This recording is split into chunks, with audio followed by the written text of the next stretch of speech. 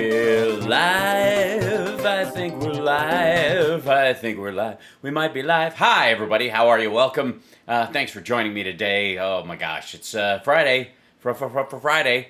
And tomorrow night at midnight in Los Angeles, they reinstitute the indoor mask mandate because of the surge of Delta variant amongst the unvaccinated hordes of maggots roaming amongst us.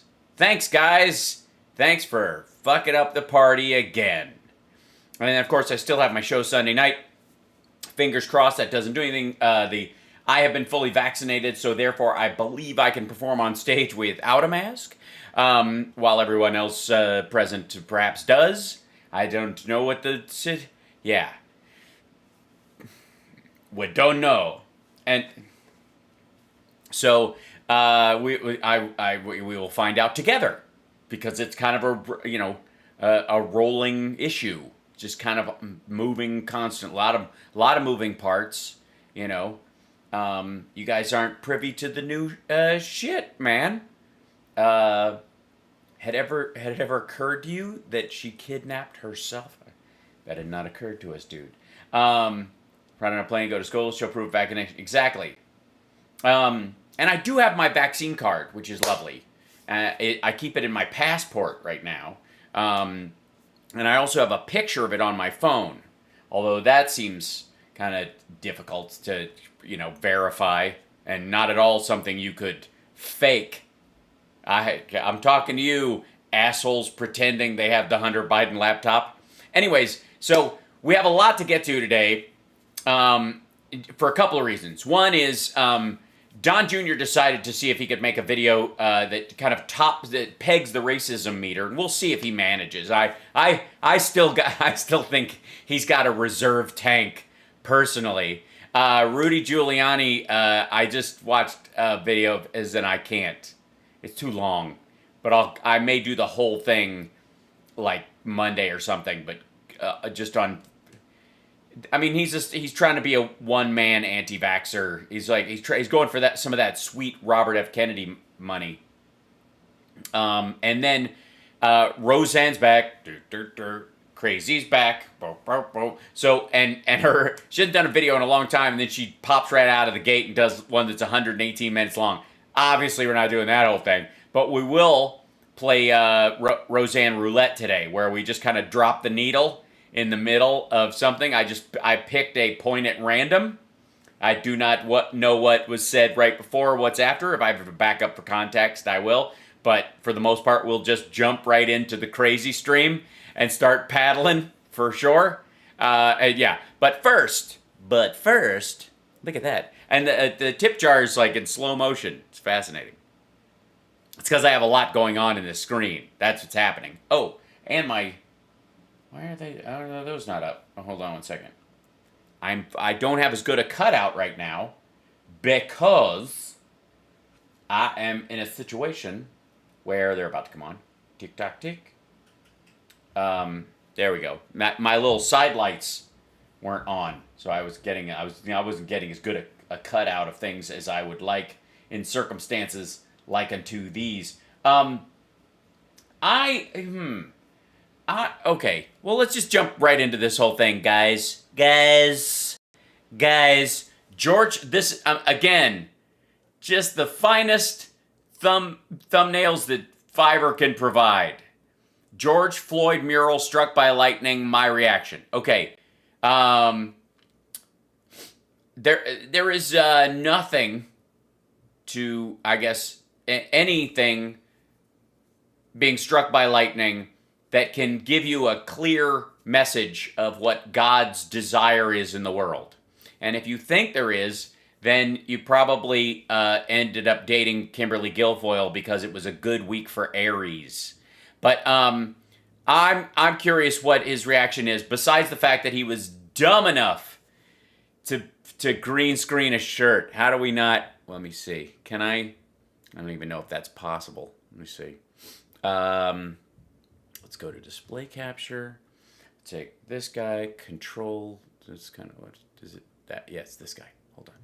Then we go down to here, and we go to filters, And I will, yeah, okay. And then we will apply a, let's see, chroma key. Like, yeah, let's do chroma key here. See it there. Done. There we go. Just make it. And then what do we do?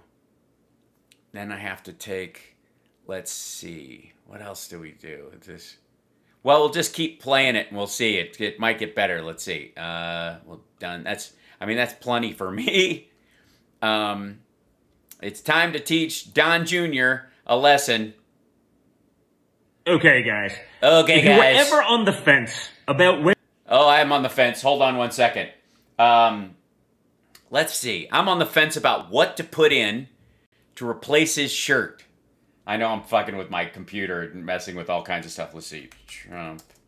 Perv.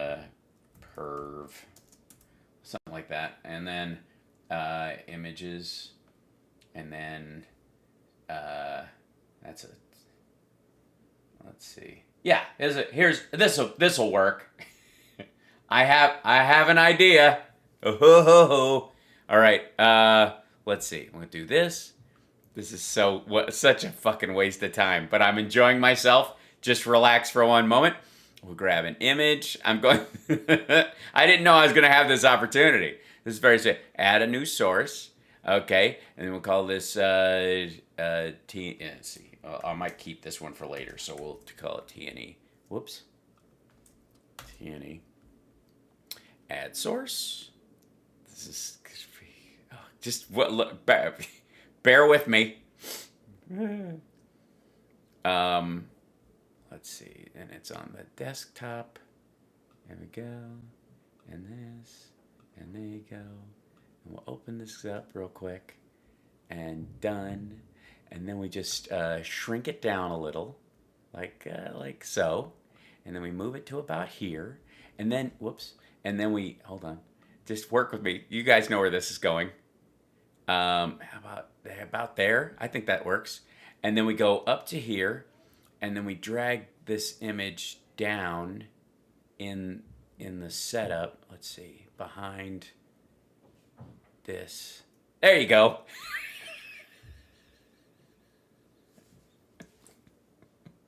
Sorry. I can't, I mean, how can you not? How can you not? Sorry.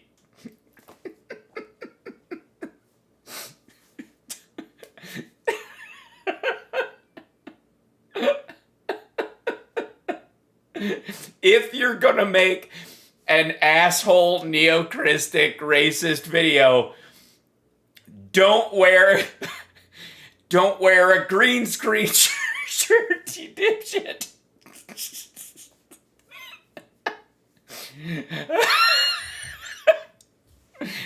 I'm sorry. Okay, sorry. You were saying? I'm gonna die. Oh, God. Whether there's a higher power or not. There is. Thank you, Jesus, for allowing this asshole to wear that green shirt. Thank you, Jesus. Thank you, Lord. Whether there's a being above all of us, whether there's a God, maybe, just maybe, this will tip you over the edge, and maybe, just maybe, he is telling us something. Yeah, he's telling you that, that he has a great sense of humor, and he loves me. Seems sort of biblical. So apparently... Seems kind of biblical. Yeah, it does. Apparently in Toledo, Ohio, there was a George Floyd mural. A huge mural on a brick wall. And the other day, it was destroyed, disintegrated, by a bolt of lightning. Okay, now hear me out. By the way, I don't know what, now, the hear me out part is sticking out. The dude's got style. I think it has to, hold on. It's got to move down a little bit. Like, there we go. Guys, don't forget to buy some sweet Don Jr. merch. Now, when he says, hear me out, I'm not quite sure why. He even thinks this is a good move, but we'll find out. Brick walls are not good conductors of electricity. I am a builder. Prior to getting into this craziness, He's not a builder. He hasn't built anything. He's a brander. Getting into politics. So technically speaking, I do think he knows a little something about paint on walls for branding purposes. Politics and being involved while always being a conservative, I was a little bit quieter. Well, not a conservative user of cocaine, for example. I think you're a classic Bogart. I was quieter because it's not the easiest thing to be an open conservative as a developer from New York City. But now that bullshit, why? I got out of the People's Republic of New York and live in Florida, I can be a little bit more outspoken. I see. So you're in Florida now. I always wondered where this building was. I thought it was maybe upstate New York or something. This particular house, this is the new house that he and Kimberly apparently built on, or bought just off Dad's property. It does look a lot like the main house it looks like a serial rapist would live in a drama series from the BBC. But yeah. And I just don't care anymore because we got to fight for something. But a brick wall isn't. By the way, you have to fight for something. Let's let that fart waft through for a moment.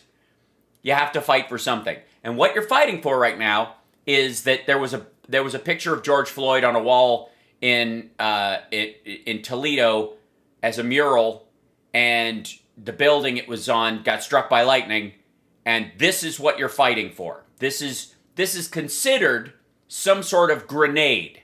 So, like if you were in a battle, this is like just tossing a grenade into a school or something.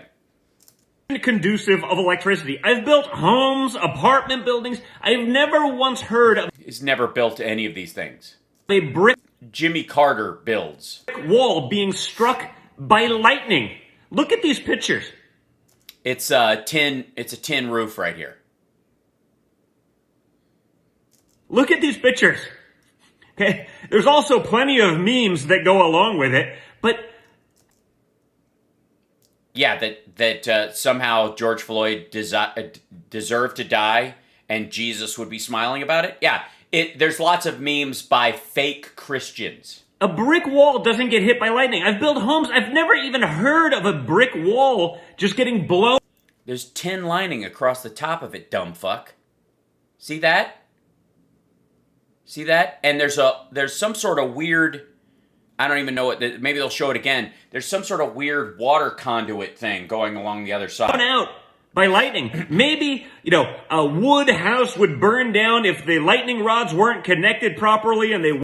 Yeah, that's what happens with a wood house when the lightning rods aren't connected properly. How many... You're a builder, Don. How many lightning rods should a wood house have? The government probably wants like 19, but what's the conservative number? They weren't grounded, something like that. But a brick... Yeah, if you don't ground your lightning rods. Brick wall doesn't attract lightning. It's not a good conductor of electricity. It wouldn't just blow out usually. So, of all the brick buildings in the world, this is the one. And it literally blows out the front wall, and it looks like there's a brick wall behind it that's perfectly intact. Maybe there's a higher power telling us something. What? What, that he deserved to die? Maybe... What? Maybe what? I'm very excited for this. I want to know what the moral lesson of lightning allegedly striking this mural is. Lord above is saying, you know what? Let's not worship, false prophets. False prophets? Oh, because he said, I don't want to die, and then he died? Well, that wouldn't be a false prophecy, would it? And again, you can agree, like we all do, that what happened to George Floyd is a disgrace. He should never have died. But like, to make this guy a hero, to put statues of him all over the country, criminal record, out the wazoo. Out the wazoo. I say he's been hanging out with Bongino. Held a gun to a pregnant woman's belly. And, this is not a good person, okay? Let's not pretend that he's a good person. Doesn't mean what happened to him should have happened. The two can be mutually exclusive, right?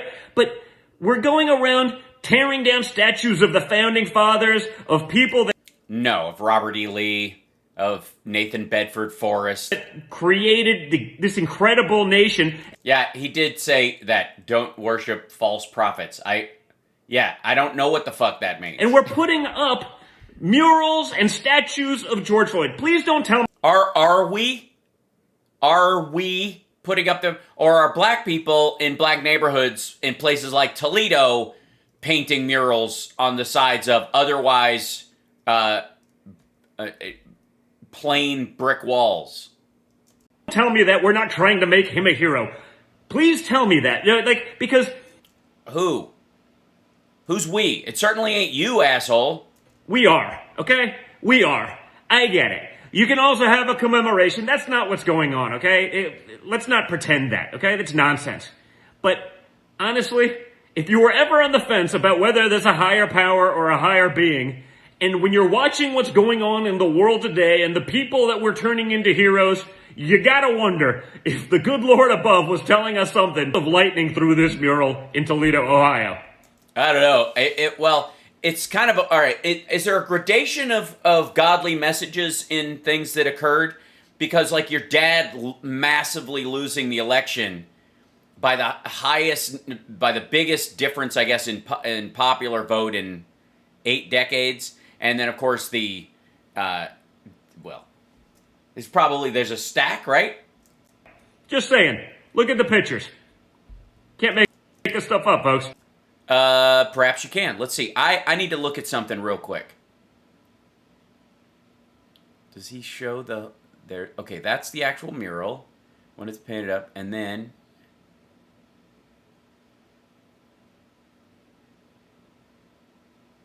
mural on Ohio destroyed by a lightning strike. Rest of the wall. Yeah, see, tin roof, tin siding. I don't know what the fuck that is.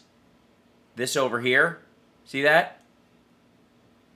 You know what I'm trying. It looks like water. It looks like some sort of weird water pipe thing between the two of them.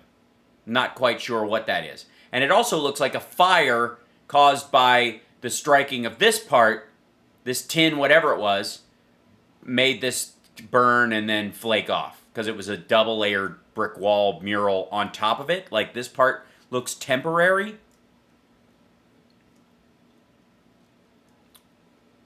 But again, obviously, God has spoken. He doesn't like graven images. Obviously, Don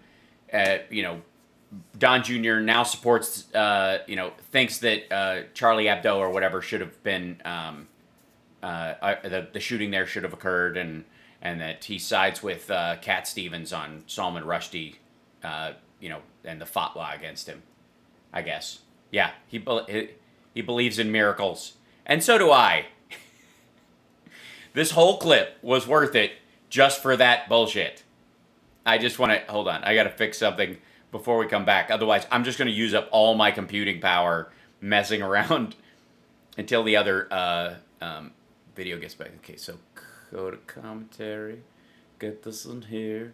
Go back to display capture. I've got to turn off that filter, or I'm going to... But I will leave it in there for future use. Oh, believe you me. Done. And, and then we'll go back to this. So, there are a few things I like better than the lovely folks at Newsmax or OAN attacking Fox News. I'm a big fan. I mean, of all the kind of, rolling left behind BS of the Trump, second dumping, that they're, when they're expecting him to come back and seize the day, in between, when the any day now moments that they have about Trump, and his resurging stuff, that they've been eating each other alive. And I have to admit, I'm enjoying this one thoroughly. The name of this one, author, which is usually a lot of these places say report. It's interesting that Newsmax says author, which means they're staying away from the word report. Maybe because their fans don't believe reporters or something. Anyways, or they don't want to say that it's, it's a book, take it or leave it. I mean, books, right? Fox News gleefully brought down Trump. Newsmax panel reaction. So there's a few of these folks sitting around. I'm very excited to see what they have to do. By the way, no word on whether or not this guy is actually is a human. I'm in the uncanny valley with his face right now. I'm not. He looks like one of these things that the. Why is this all bright? Should be a little darker than that, but I don't know. A little shiny. It's over. Oh, it's over here. That one got tilted. I see. Somebody move my light. Somebody bouncing around. Hey, there we go. That's a little better. Now, these folks, we love us some the five when they get on a tear and are convinced they have some worth in the world. And I'm excited to see what Newsmax's version, of Turning these. now to this, author Michael Wolff claiming in his new. By the way, Michael Wolff's book, shits Trump a new one. And everything else in this book points to the fact that Trump is a complete lunatic. You wouldn't trust him to give your family a ride home. You wouldn't lend him your car. He's a nightmare person to be around. He's got a short fuse and bad impulse control. And yet, they ignore all those parts of the book. And now they're all in on, but that part about Fox, that part. New book, Landslide, that Fox Landslide, write it down. News gleefully brought down Donald Trump.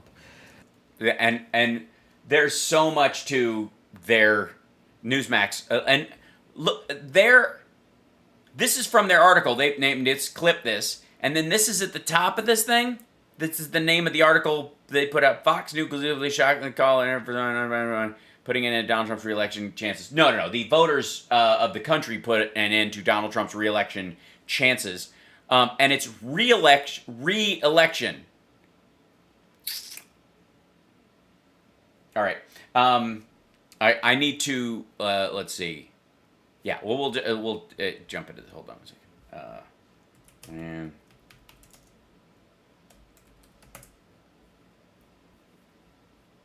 Okay.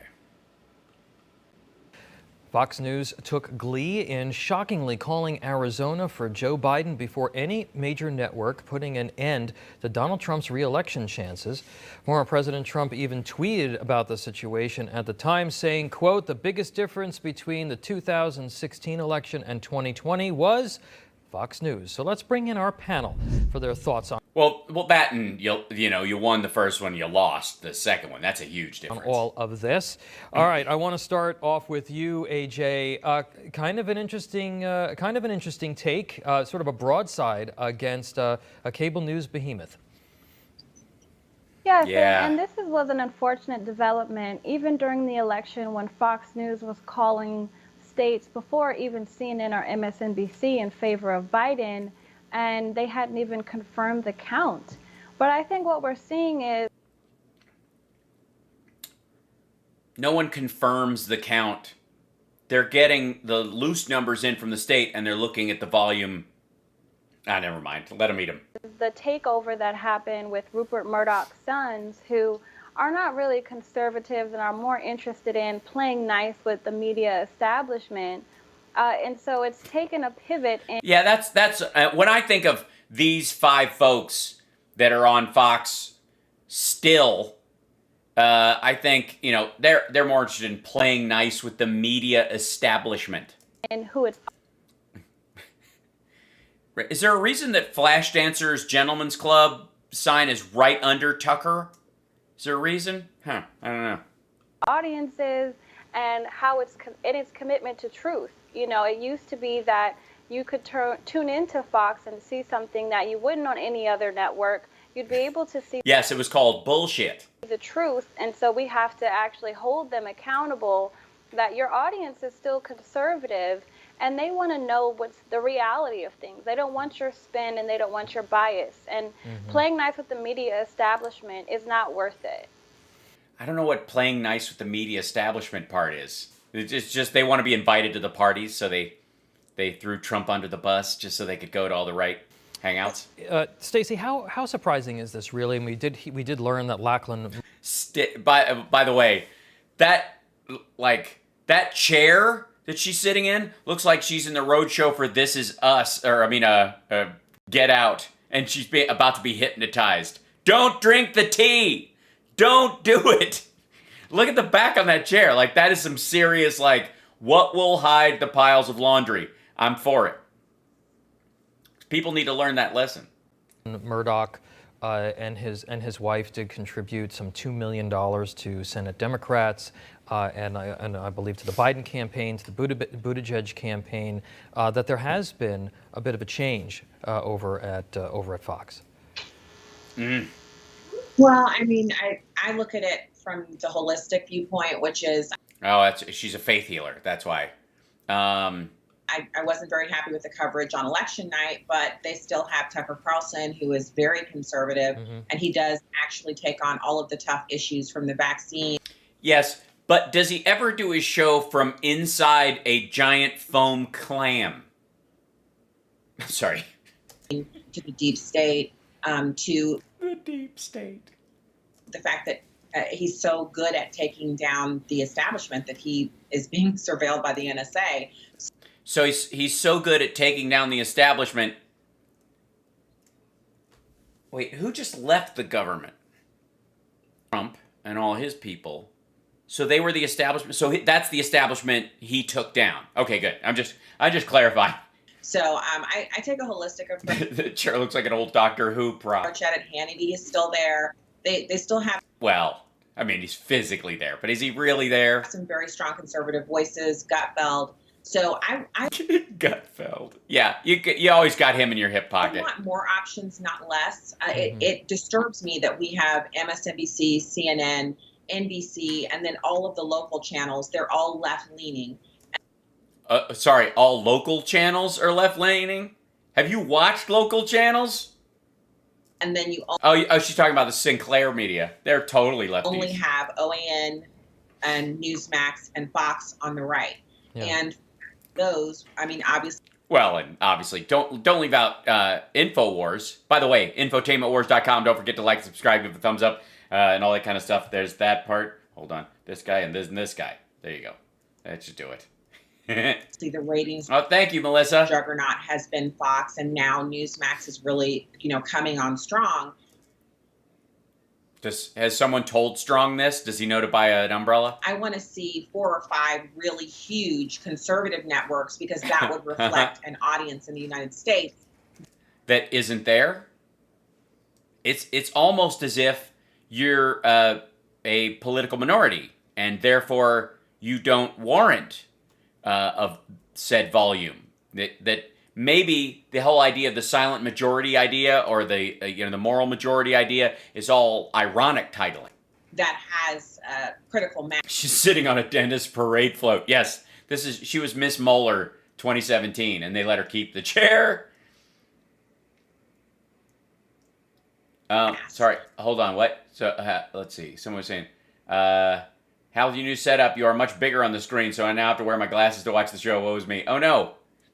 I made myself slightly bigger in the frame just because it's my show. So we have to do more on the ground. Of course, I'm interested in what... Yeah, don't say moron and then cut to him. She said moron. That's their cue to cut to Trump. People do on television, but my main... Was he talking to the NRA?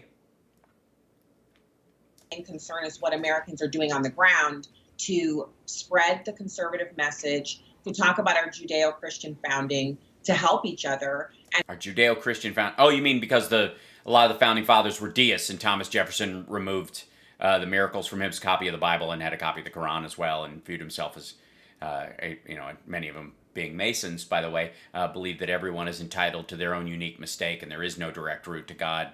And most of your entrance into heaven is based on your behavior during your life. You mean like that? I'm kidding. I'm sorry. I was fucking around. And to create more community and less division, because the left is actually creating a ton of division, and they want to bring that same division from their side to the right. And we are... Yeah, that's what we're trying to do is we're trying to get the squad to all switch parties. Bringing their division? Thanks, Rachel. It's doing pretty good. Yeah. It's a little fluffy. It's much clearer when I'm not wearing a dark shirt. You can see it it's down to here. Look at that. It's happening. We are usually much happier, much better looking. We have much more. And so I want to focus on maintaining that. You're usually much happier and much better looking. You've gone through a weird 4-year phase of ugly, mad, and sad, though. So I don't know what could have caused that, but And growing that part of... You almost have 70s Ace Frehley hair. Thank you, Incognito. I can't tell you how much I appreciate that. It's almost exactly the do I'm going for. Of our success. Trey, your thoughts on these comments? It is suggested almost as if this was something from an editorial standpoint. And I was here that night. I was shocked that they called Arizona when they did. We've all been through this before. It was especially with 2000 and how it does change. It can change momentum, particularly for folks that might still be voting. No one was still voting. No one was still voting at that point, fuckhead. No one. It was like 11 o'clock at night. It was after the polls had closed. People are still voting. If they're still voting, then they are criminals. Why is Newsmax supporting voter fraud? We've certainly seen a shift in Chris Wallace's attitude. He's certainly gone further to the left in terms. Has he? Or has the right just drifted off a cliff? And he's just stayed where he was, and he just looks more left because you're a goddamn lunatic. In terms of the way that he's treating. Hal will have wizard length hair soon. He's so mad. Oh, thanks. I appreciate that. I will definitely, when it goes completely white, I will just let it go and just be, Hal the Silver or whatever. The Biden administration. Your comments on this? Yeah, let me set you up with what I need you to say, and then you just go ahead and say what I said is what you need to say. Yeah, I think that you can look at this from an editorial perspective and then broaden it out to whatever kind of business model some may be. But the question is Trey Radel the host of the Trey Radel Show? Inquiring minds want to know. Radel. Trying there at Fox. Let's look at that editorial. I completely agree with Stacey that. Well, yeah, because you have to, because nobody can disagree on these shows. If you do, you have to get up and walk out, I think. Look, there's some great talent on Fox that... Yeah, and Trey Radel would rather be on Fox, so he's not going to shit where he wants to eat. That speaks the truth nightly. But we're looking right now at the newsroom and who is making decisions that election night. Yeah, and the voter, just in case you were wondering. Not revealing sources, I will tell you that people that I spoke with that next day were very angry. Insiders at Fox were furious with Fox for making that call that early and question it still today. There's still anger and fallout. I'm still pissed. Let's look at the business side of it, though. I do think that things have changed since the Murdoch sons began to get involved a lot more. And those are valid questions, too, who they're giving money to, what their political leanings are if they're running this from the top down. You guys know. What are you thinking? Do you want to go into an oversaturated market with... Yeah, I mean, how thin can you spread the actual working people dollar when you can just kind of uniformly go for the broke, psycho, redneck dollar, milk the shit out of that? If we learn nothing from Trump... sorry, this is just wrong. Center left or left leaning publications, websites, and news channels, right, sure. Because there's plenty of it. Yeah, and I don't think that maybe they don't care because they do have a political a particular political leaning. Some of the Murdoch children.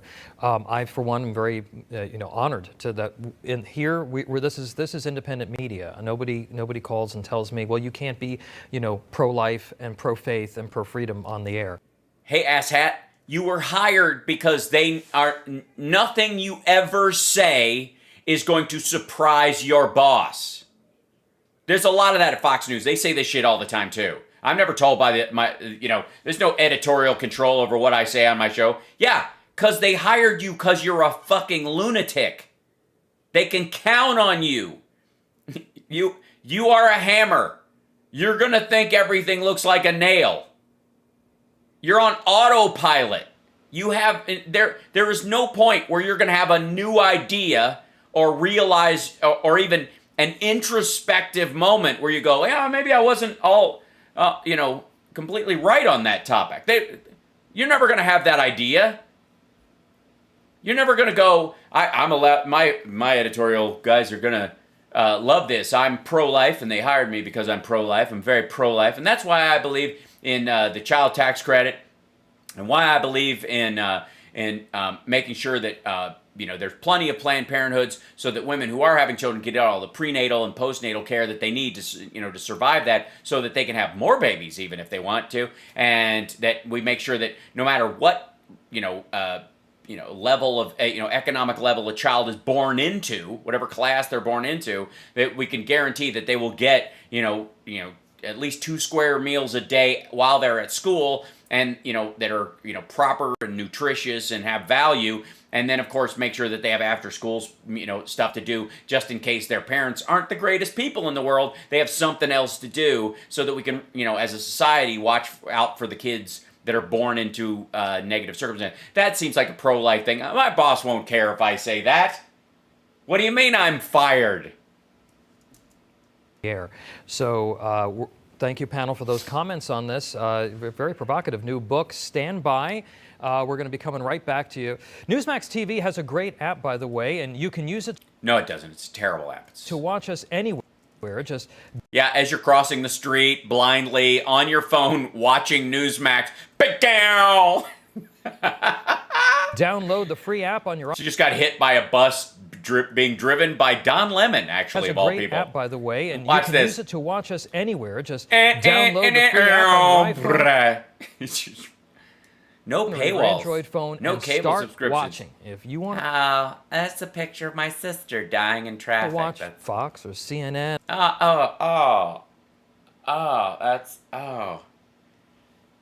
That's such a good app. That is a good app. Anybody want to pull on this? This is a fabulous app. CNN or MSNBC. Most It's got Sean Spicer on it. Oh, you had me till then. Sean Spicer, and an old picture of Sean Spicer, because there's new Sean Spicer. What a great segue. Look what I did.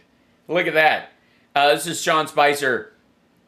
Sean Spicer goes off when analyst slams GOP election integrity bill. This is a stupid discussion. I think it's his own guest. If so, I have to give credit where credit is due. Sean, did you bring on somebody you don't agree with to actually have a conversation about this? I don't know. By the way, in case you're wondering what this is obviously a shot of people in a bus. If you were watching yesterday, you know what the hell I'm talking about. Okay, so Sean Spicer, everybody. Spicer and Company. Those Texas House Democrats that fled Texas say that their fight is far from over.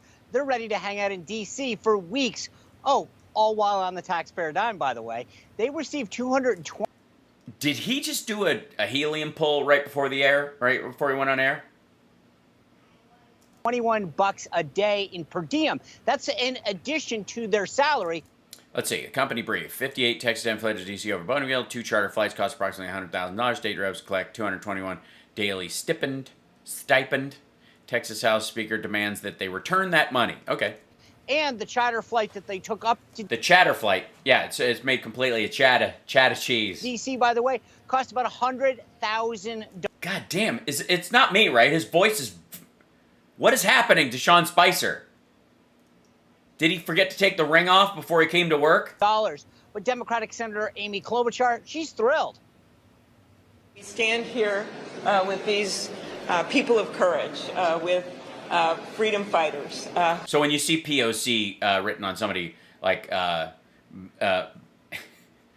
Black Indigenous People of Courage, all right, who came to Washington, D.C. To seek salvation because salvation.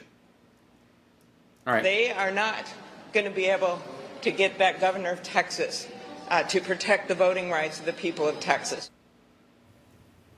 Oh, God. Now you know how I feel when I see your face, Sean. Our company is here to react. RNC, Our company. National spokesperson and Black Media Affairs Director Paris Denard, and National Memo Editor-in-Chief Joe Conason. Gentlemen, welcome back to the show. Joe Conason. No, thank you. It's exactly what the lady said to Eddie Murphy in Golden Child when he was on the airplane and someone was offering him, like, I think it might have been fish or chicken, but it's supposed to look like lizard or something. He's like, Joe Conason. Oh, Paris, I want to start with you. Freedom fighters? I mean, I cannot believe that they're not doing their job. I mean, if she wants to talk about them, if they're there in Texas and they're... Well, sure they are. They're representing their constituents. But their constituents are going to get stomped on by the Republicans, who are going to use a straight majority in a state like Texas to railroad their constituents, and therefore they're leaving the state to protect their constituents. That's their actual job. Their job isn't to rubber stamp the majority's ideas ever. They're fighting. This isn't how you get things done. You don't run from. Well, they're stopping something from getting something done. By the way, why aren't you having Mitch McConnell on as a guest? Anybody? If they want Spicer, please sing the Lollipop Guild song. To stay and fight and talk about it, I get it. But to talk about running away from your job and then you're a freedom fighter?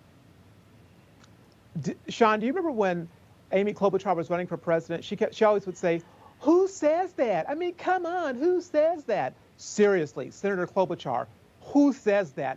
Freedom fighters seeking salvation? Freedom fighters are the people in Cuba right now who are literally trying to be saved from communist Cuba, where they have no property rights, they have no ability to be an entrepreneur, where they have no ability to elect their representatives, who, in the case of overreach by the majority party in a state that has an uncomfortably large number of people who support secession, bulldozing their voting rights and making it so they can't vote, and so that their representatives that they voted in lead the state as an act of defiance to that. Yes, Cubans do not have that ability. You are correct. But they're actually starving and Thanks, Jill Carter. They want American freedom. Those are freedom fighters. The cowards from the Texas legislators who are fleeing from their jobs and their responsibilities because they don't want to have election integrity, they are not freedom fighters. And they owe every Texan a refund for the silly, foolish boondoggle of a PR stunt that they're pulling. It's embarrassing. And Klobuchar and the Democrats should actually apologize to actual freedom fighters who are seeking salvation, because those Texas Democrats are certainly not it. Well, that wraps it up. I feel better about this whole thing. I mean, you know what? You're right. You should deny poor neighborhoods drop boxes and polling places, and fewer machines would be better in those areas, I think. And laws about not passing out water when their lines are 7 hours in these areas and they're 10 minutes in another area. And then because if I don't need water, you don't need water, and your neighbor. Come on. I mean, honestly. So, yeah. Joe, what I think is missing from this debate that annoys me to no end is... I'm glad, by the way, I can't tell you how happy I am that Sean Spicer is annoyed to no end. I want to hear a provision that these... Now this really pisses me off to no end! Texas legislators are proposing, the Republicans. I'll do his tie? Oh, that's a terrible idea. I don't know. The problem I have is that A, his general background's fairly green. And secondly, I don't know enough about this guy, nor do I want to pick out something specific at him. Believe me, You can't just go to that one every time. I appreciate inhibit pointing it somebody's out, though. freedom. Because right now, as of a year ago, you voted by either going on election day or casting an absentee ballot. Everything that is happening right now actually increases your ability to vote. No one's freedom is at stake here. Let's see. Hold on. I mean, it's a worthwhile question. Hang on one second. Let's see. All right, I'm going to go in here, and let's see. Texas voter. What are they going to call it? The integrity bill. Contents. All right. So what's in this here? Here's what's in the Texas, the new Texas Republicans bill. Let's give a look. Let's see. Come on, Sean. You could bring this up. I'll bring it up. Let's see. Texas Republicans introduced another set of sweeping bills, multiple bills, not just one, that voting rights advocates say could make it harder to vote in a state that already has some of the most restrictive election laws in the country. Democrats left the state on Tuesday in a second effort to block legislation. The bills, House Bill 3 and Senate Bill 1, were filed during the special legislative session called by Greg Abbott, which started last week. Republican leaders vowed to take another pass at approving voter legislation. Okay, what is it? However, do not include some of the more controversial measures that were added to the previous bill in the final hours of the legislative session in May. Okay, so the details. The latest bills in Texas include new identification requirements for people voting by mail and prohibit local election officials from sending a vote-by-mail application to someone who hasn't requested one. Local election officials. Okay, so you can't just send one out. Hey, if you want to vote by mail, you can do this. As a regular part of regular point of order. And this one, new identification requirements for people voting by mail. That one's going to be interesting. I wonder what those are. They also banned drive-through voting, extended hours during early voting. Republicans in the state argue that these innovations, which were mostly used by Houston officials during the pandemic, opened the door to voter fraud. I don't know how. I guess they just drive back around. Hey, remember me? James Slattery, a senior staff member with the Texas Civil Rights Project, said voters of color and shift workers benefited the most from these methods of voting last year. Well, that obviously reason enough to get rid of them. So you consider the ban on these forms of voting to be a direct attack on voters of color in particular. Let's see. In addition, the bills expand what partisan poll watchers can observe during elections and prohibits poll watchers from being removed for violating election law. Oh, so if a poll watcher violates election law, they cannot be removed from the site. You just get to keep doing it? If passed, these bills would also create new criminal penalties for any election worker who intentionally or knowingly refuses to accept a poll watcher. So they just have to let anybody in there. So just steamroll, folks. Both bills make it harder to control disruptive partisan poll watchers when they're acting aggressively or disrupting voting. Bills also create a slew of new criminal penalties and requirements for folks who assist voters at the polls or for people who assist others planning to vote by mail. For example, they require that people fill out paperwork if they're taking someone who is not a relative to vote in person, and they require people to exit a car if there is someone voting curbside in that vehicle. You can't stand over here. I gotta vote for him. I gotta vote for him. I gotta vote for him. So you gotta stand in. All right. And while Republicans have backtracked on another provision that would have made it easier to overturn election results, Slattery said those bills kept other parts of that measure. Let's see. Republicans focus on fraud. Yeah.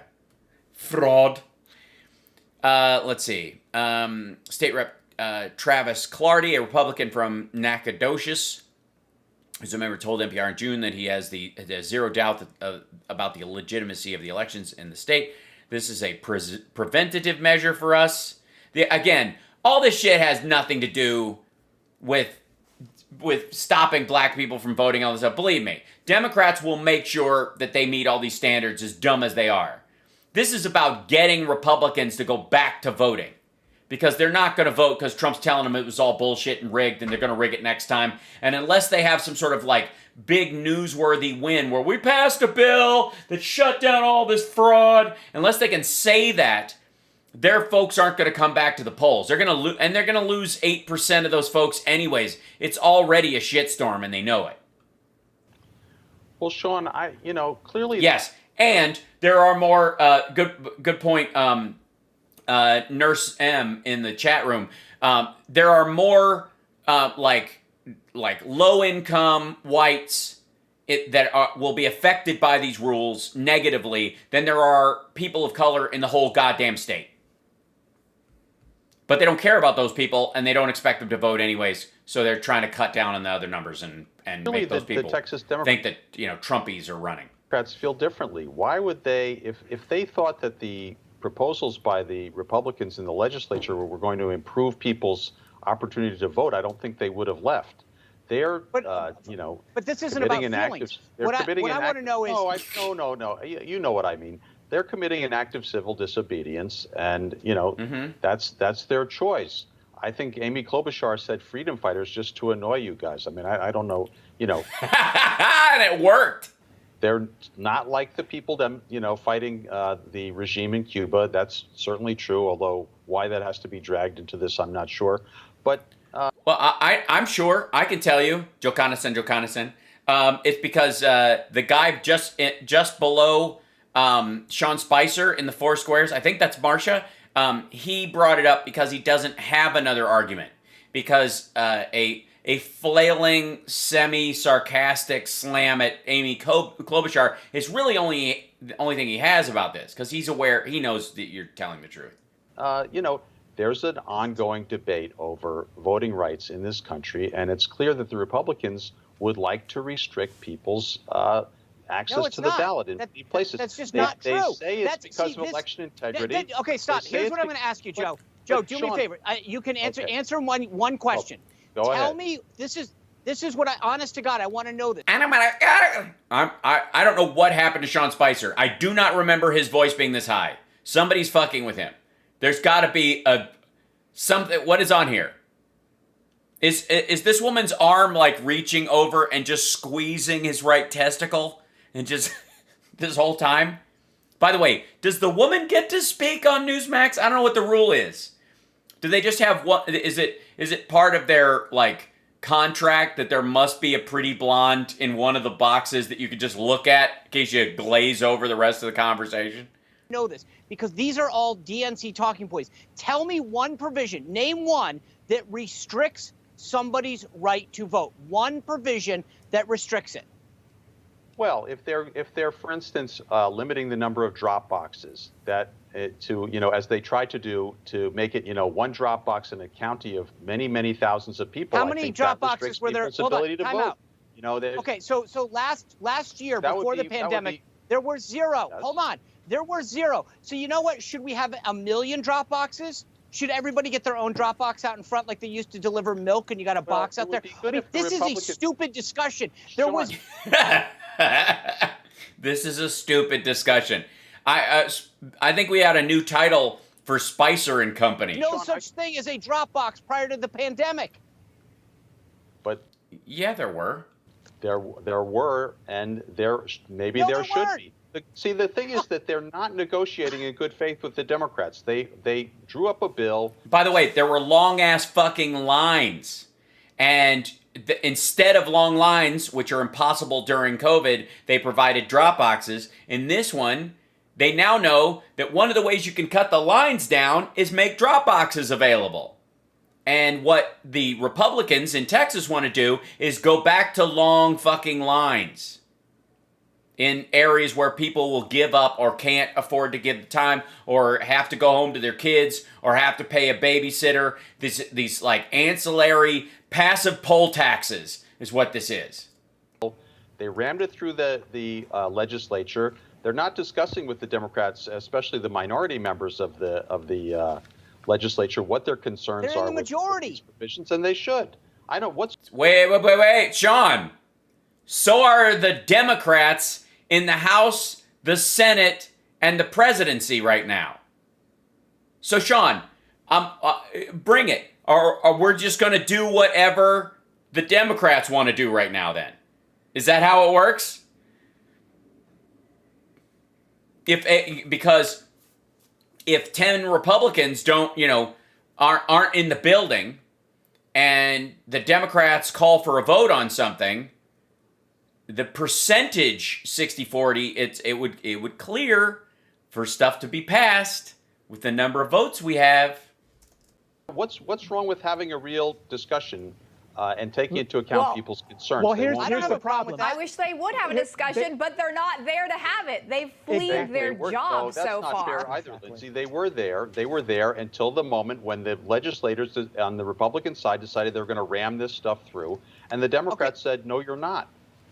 Okay, so let me just ask this. Hold on, fundamental. All right. I'm sorry, Lindsay. I want to get this with Joe. Paris, I apologize because I know. No, but here's my question. The way it works and the way the U.S. House works and the way that every book club works and every Cub Scout troop works is the majority wins.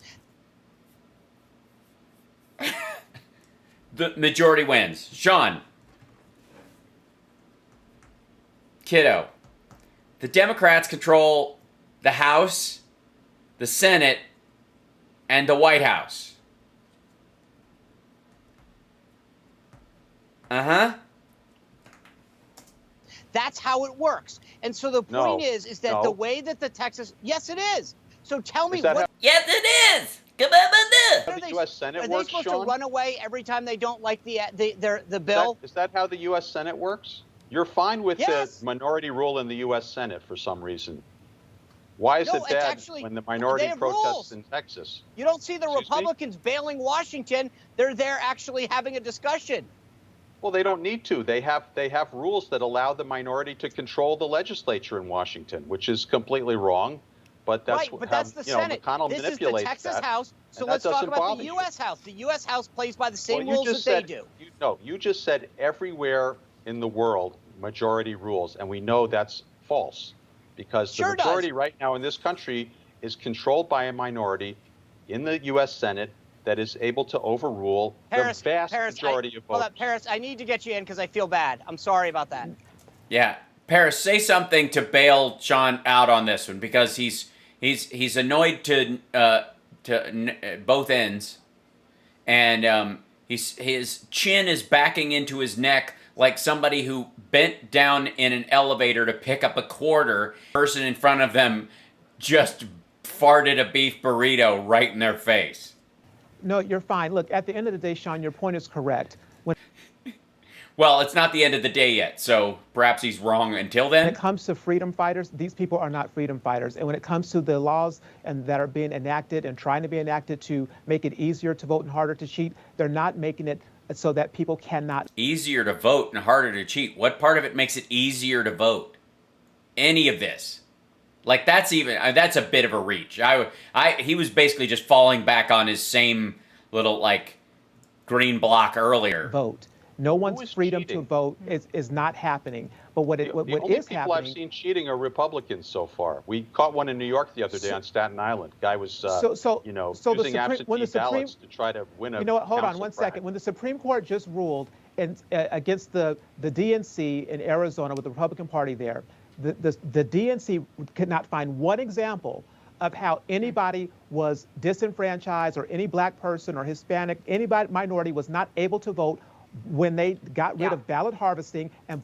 That's not what the Supreme Court said. In your precinct. It's because it's a farce. We are making it easier. No, the Supreme Court said that if you did find that, it wasn't because of how the bill is. That just happens because of it. That's what a conservative court will give you. To vote and harder. Look, we have a general idea that pass a law that you can fire your gun into the air at a 40-degree angle, like that. And we know that nobody in town from this one particular place. We know that that's the black part and Hispanic part of town. That's the white part of town. And the only people who are allowed to use this place or go into it regularly are the white people. And we also know that they're allowed to do that. They're not going to fire 40 degrees in their direction. They're only going to do it this way. The law says you can do it 40 degrees and just fire it into the air. It's not the law's fault that all the bullets go that way. See what I'm saying? The Supreme Court's like, no. If it's used in a racist fashion, we can't do anything about that. Harder to cheat. No one's freedom from being infringed upon because it's a constitutional right. Where's the cheating? Great discussion. I got to jump in here because we're way over time. Yeah, where's the cheating except by Republicans? I'll have to pick this back up. Great discussion. Okay. Thank you. Paris, Joe, thanks for being here. Thanks for having us. Thanks. Thanks for having us. Thank you. You just watched news. Yes, and we're all worse for it. It's very sad. Okay, so this. All right, let's take a moment for a little bit of Roseanne Roulette. Now, Roseanne has been missing for a little bit. She was all in with Q, and then everything fell apart. And thank you, Robert, for the 666. The super chat did go through. Thank you very much. Don't forget, you can help us buy 666 Fifth Avenue by super chatting $6.66 or any denomination therein. You know, obviously, if you want to give $660,000 because you're, one of our whales from Saudi Arabia that watches the stream. I don't know. I always hear about those folks on Twitch, and they never happen. But this dude, is he her adopted son? That whole thing. Thanks, G. Clayton. Am I wrong? Is he that dude? I don't know. We will find out. Bishop Larry Gators, which just sounds like a character on SNL in the 70s. FBI. Are you? Let's see. Are you aware that Facebook is pausing your broadcast to run commercials? Sony, RAM, Amazon Prime Video only good if you're. Yes. I qualified for ads on there, and so it automatically. I checked that box a long time ago, so I apologize if it's annoying, but yeah, it benefits the show. So thank you for bringing that up. Okay, I don't know if Bishop Larry Gators. Maybe you guys can find out. But this is a needle drop. I don't know what Roseanne is talking about at this point. But yes, it is Bill Cosby. No, quit. All right. You're not lying.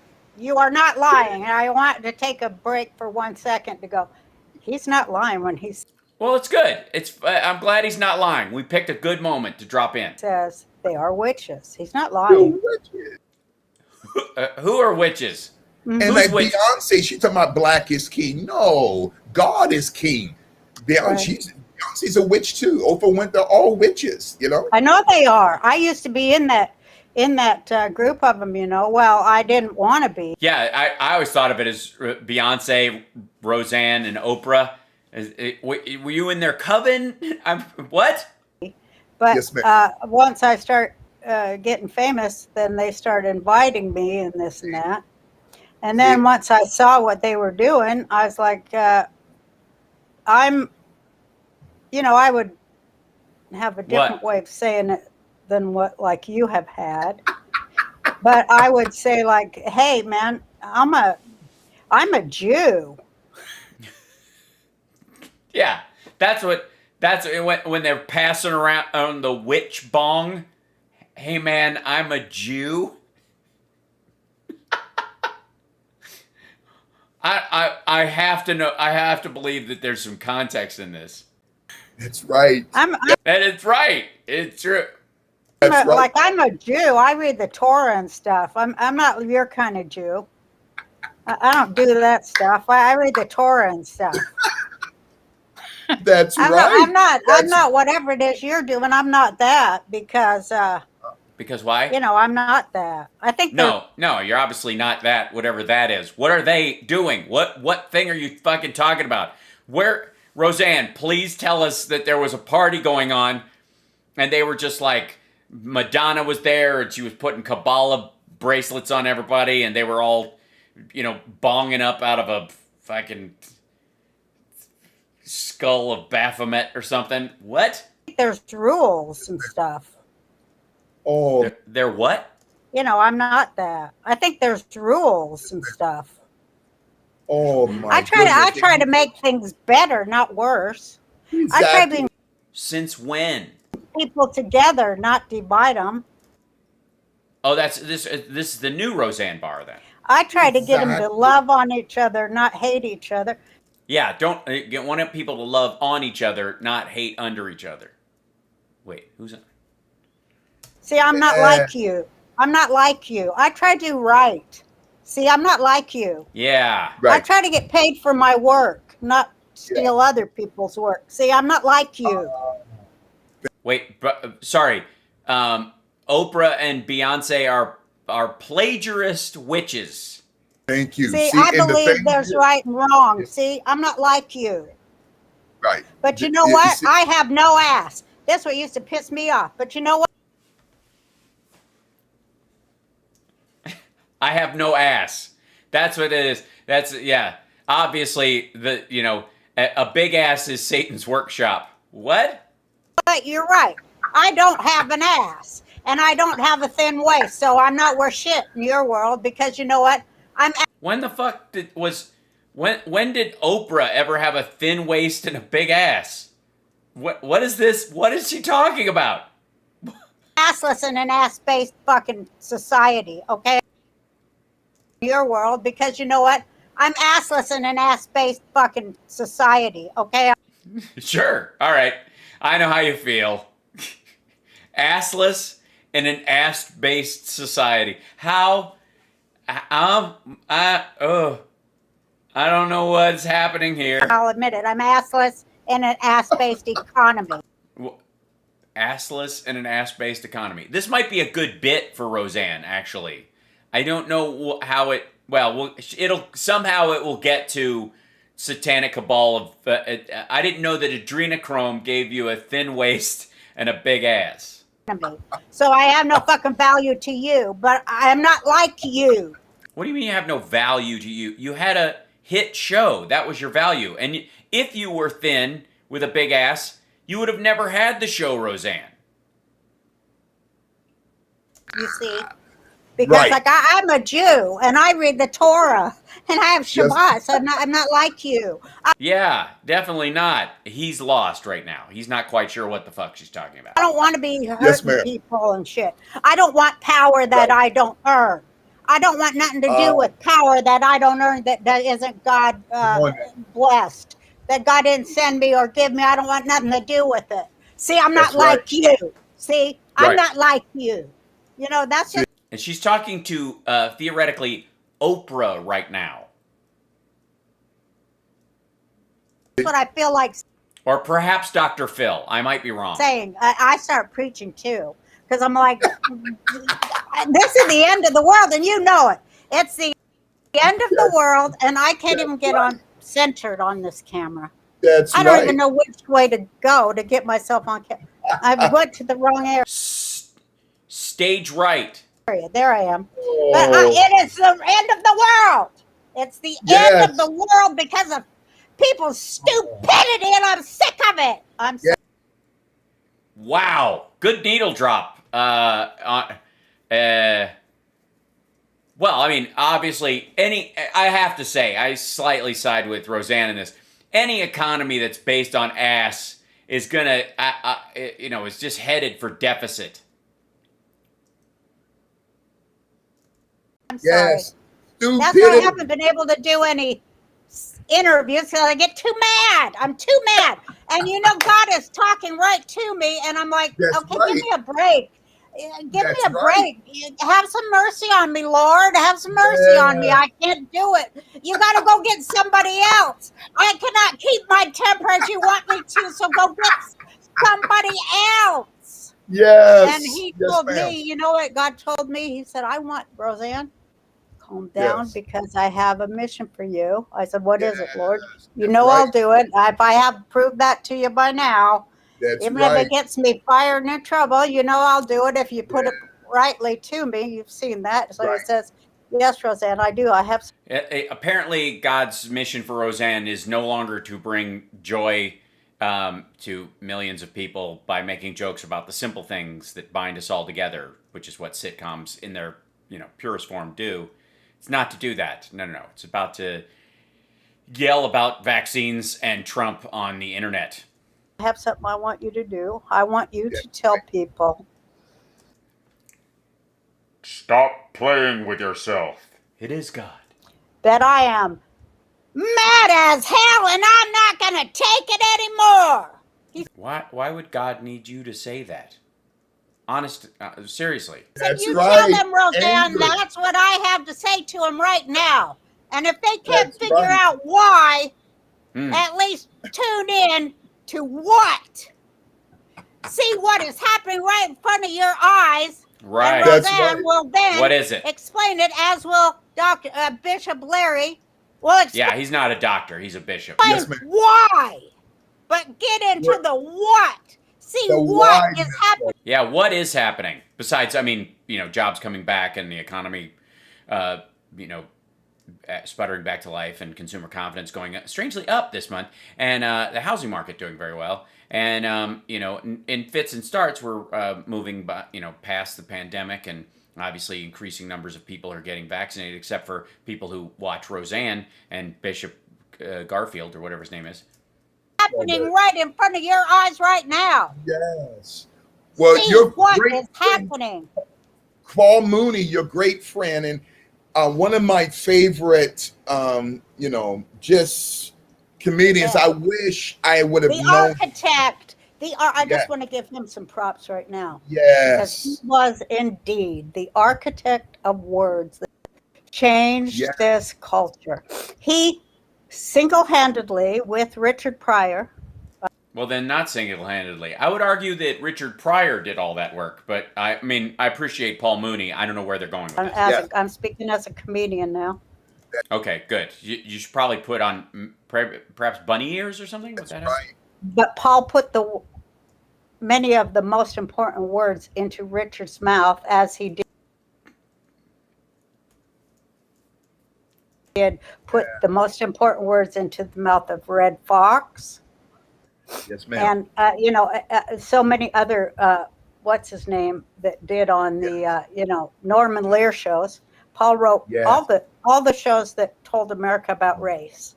Yeah. And he changed this culture along with Richard Pryor. By the way, Paul Mooney is probably the closest thing to a critical race theorist that has ever been, floated in the entertainment zeitgeist of America. So the irony is palpable. And Paul understood as a comic, sometimes this is where I think comics and people of God are very good friends, preachers and stuff, because like Paul used to say, you just got to do it, Roseanne. You got to do it for Jesus, he'd say.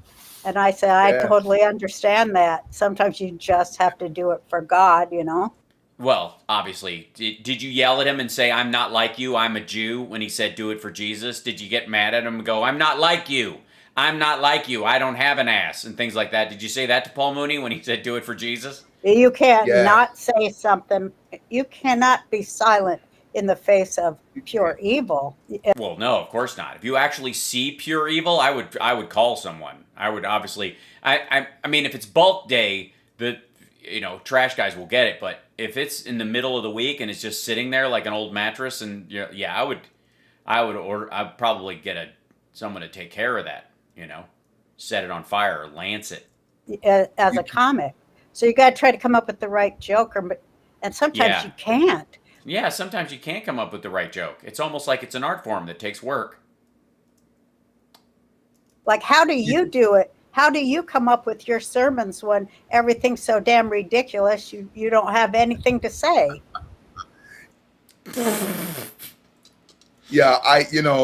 Maybe go to the Bible, pick out a verse, meditate on it, write down your thoughts, organize it into something that relates to what we're going through, say it, rinse, repeat. We are eyewitnessing what I call the autoimmune generation, where the autoimmune generation? Humanity has become humanity, which is like not humanity, which is everybody. Humanity.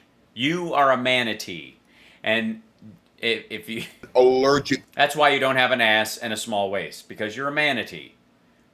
To themselves. Humanity. Themselves.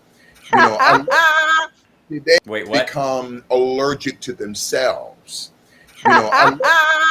They have become allergic to the very throne of their own thinking. And this has got to make sense to somebody. And that's why I absolutely love Paul Mooney, because he exposed no problem the Boule-Sicker Society. See, that's what I was going to say. That's what he told me about that changed my whole world.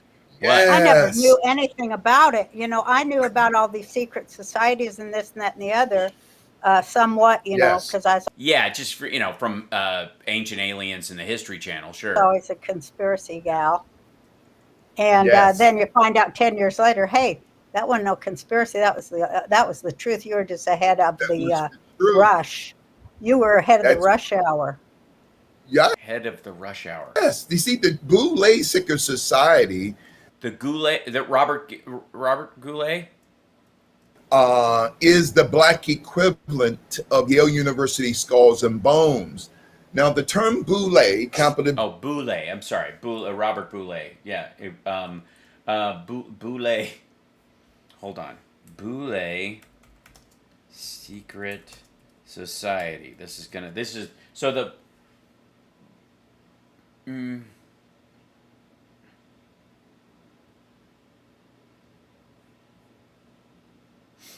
Let's see. Fact check. Is there a secret society of elites called the Boulay? Is there a black secret society? If you've never heard of the Boulay, it's by design, officially known as Sigma Pi Phi.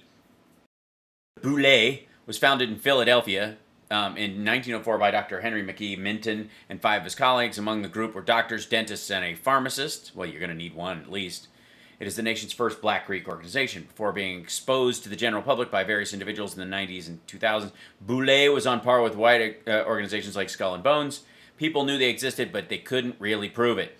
Meaning Council of Chiefs, or Advisor of Kings in Greek, Boulay was for much of its existence an elite, invitation-only secret society for black men of high regard. Members are chosen based on their professional accomplishments and community standing. It is considered the father of the Black Greek letter organizations that made up the Divine Nine, Alpha Phi Alpha, Kappa Alpha Psi. Okay, yes, I know this. Boulay has kept us in this position for all these decades, says Wu to the Way.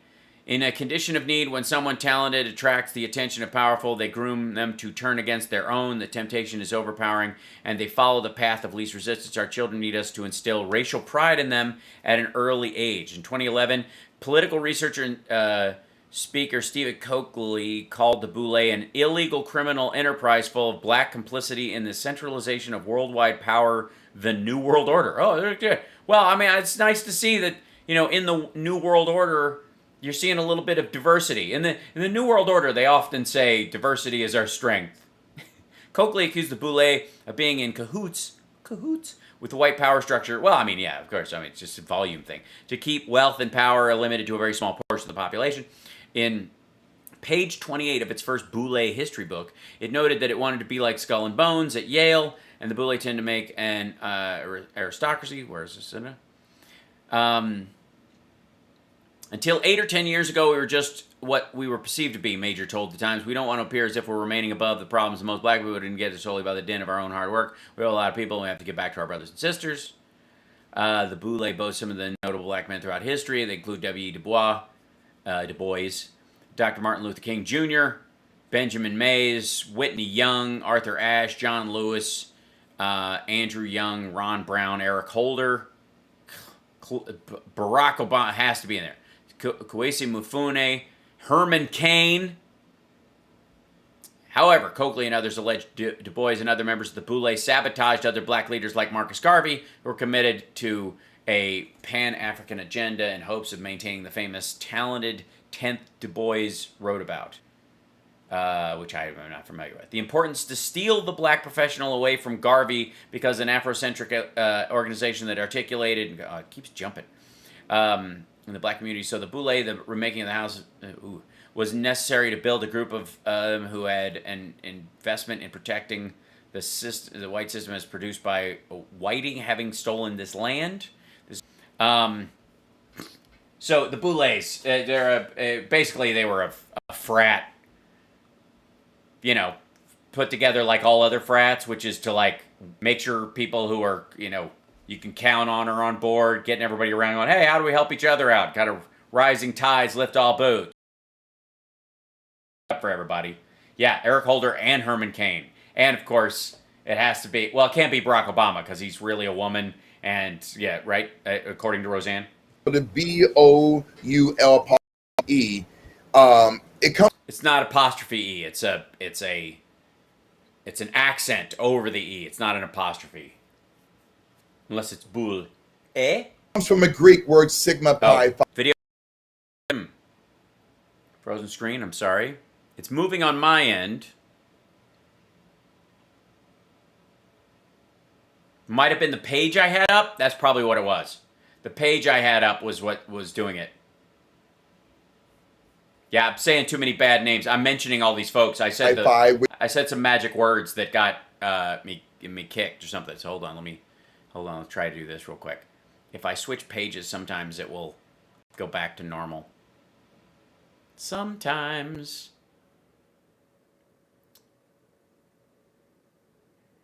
As he heads up, yeah, Roseanne's, yeah. Yes, I am doing a great interpretation of an ice sculpture of myself. Video is terrible. I'm sorry. Yes, I see the video has been freezing. I see that. I think it's the page I had open had so many things on it that it overwhelmed my computer. That's what that was. Sorry.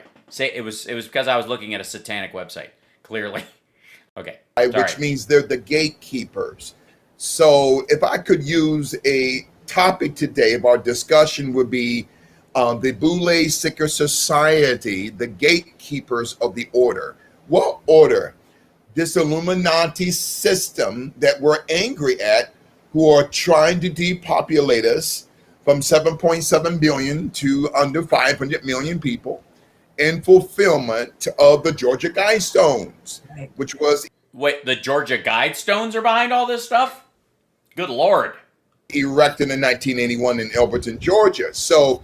Yes, we know this. The Boule Seeker Society began... Which was formed in, decades before that. And on the 15th of May... How do you form a secret society organization that's part of the New World Order that is going to carry out messages that are on guidestones that haven't even been constructed yet? In 1904, in the city of Philadelphia, Pennsylvania, the hometown of the late Kobe Bean Bryant. So the Boule... That's I see. Yeah. You know what? I wasn't with you till Kobe was born there. That explains everything. Because they arranged that whole thing. And look, when he brought up Kobe Bryant, Roseanne has a look on her face like, oh shit, I didn't even realize. Boules go back not just to 1904.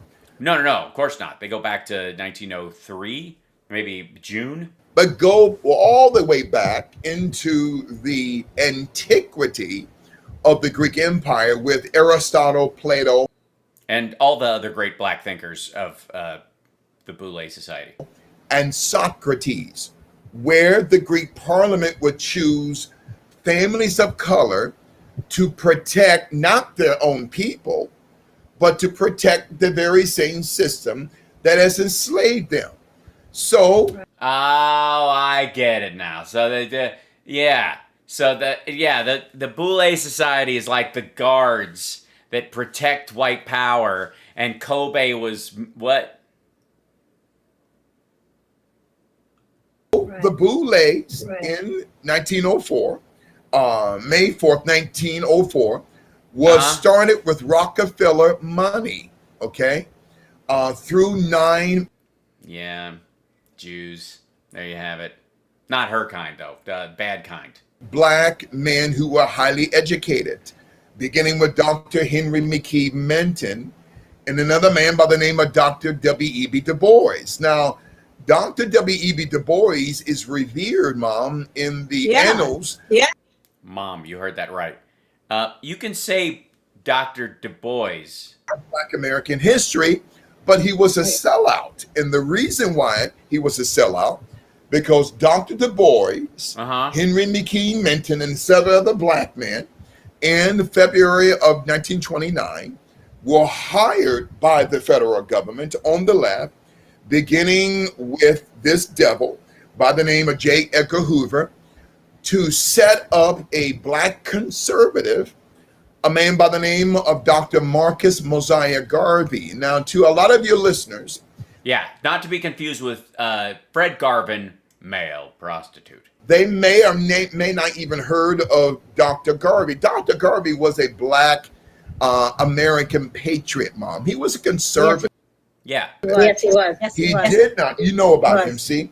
And he did not depend on the federal government, Mom. What he did, he told black Americans to first, and then, you know. That was their chop, not my chop, by the way. Depend on yourself, do for self. Oh, the Boulets, they couldn't have that. So they were contracted by J. Edgar Hoover to set up Marcus Garvey as if he was embezzling money. That was a lie. So here in New York City, he was sent to prison for a short period of time and then deported back to his home country of Jamaica. So the Boule Secret Society consists of 5,000 black men and women here in the United States, and obviously none in Jamaica, throughout the Caribbean, and then maybe perhaps in the Caribbean, in the United Kingdom.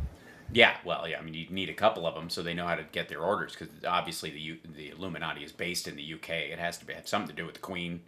They're chosen out of this global crab barrel system, Mom, where the crab barrel masters, okay?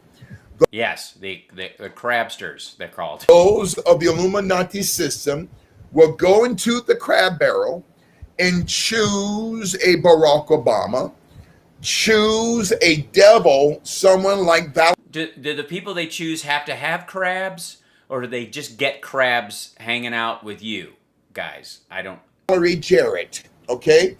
Valerie Jarrett. Oh, look at that. Yeah, that's what got Roseanne kicked off of Twitter. Choose these devils like Reverend Al, vitamin B deficient Sharpton, okay? Benjamin Crump, okay? Every time there is a black kid that's killed, there's Benjamin Crump collecting a check from the Boulets.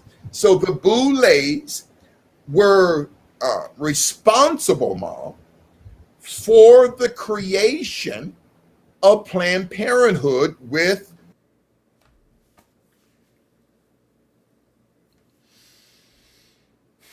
this woman, Margaret Sanger. Well, yeah. Now, Planned Parenthood began as the Birth Control League going back to 1916. Then, 13 years later... which was, of course, an affront to Marcus Garvey's Forced Pregnancy League. They became Planned Parenthood. Now, 75% of their clinics is in black and Latino neighborhoods. That's because a lot of the white neighborhoods don't need obstetrician gynecology services for prenatal and postnatal care for women, or they can get their own birth control and the like. So it's a place. It's like check cashing places. That's not by you go where the need is. By accident.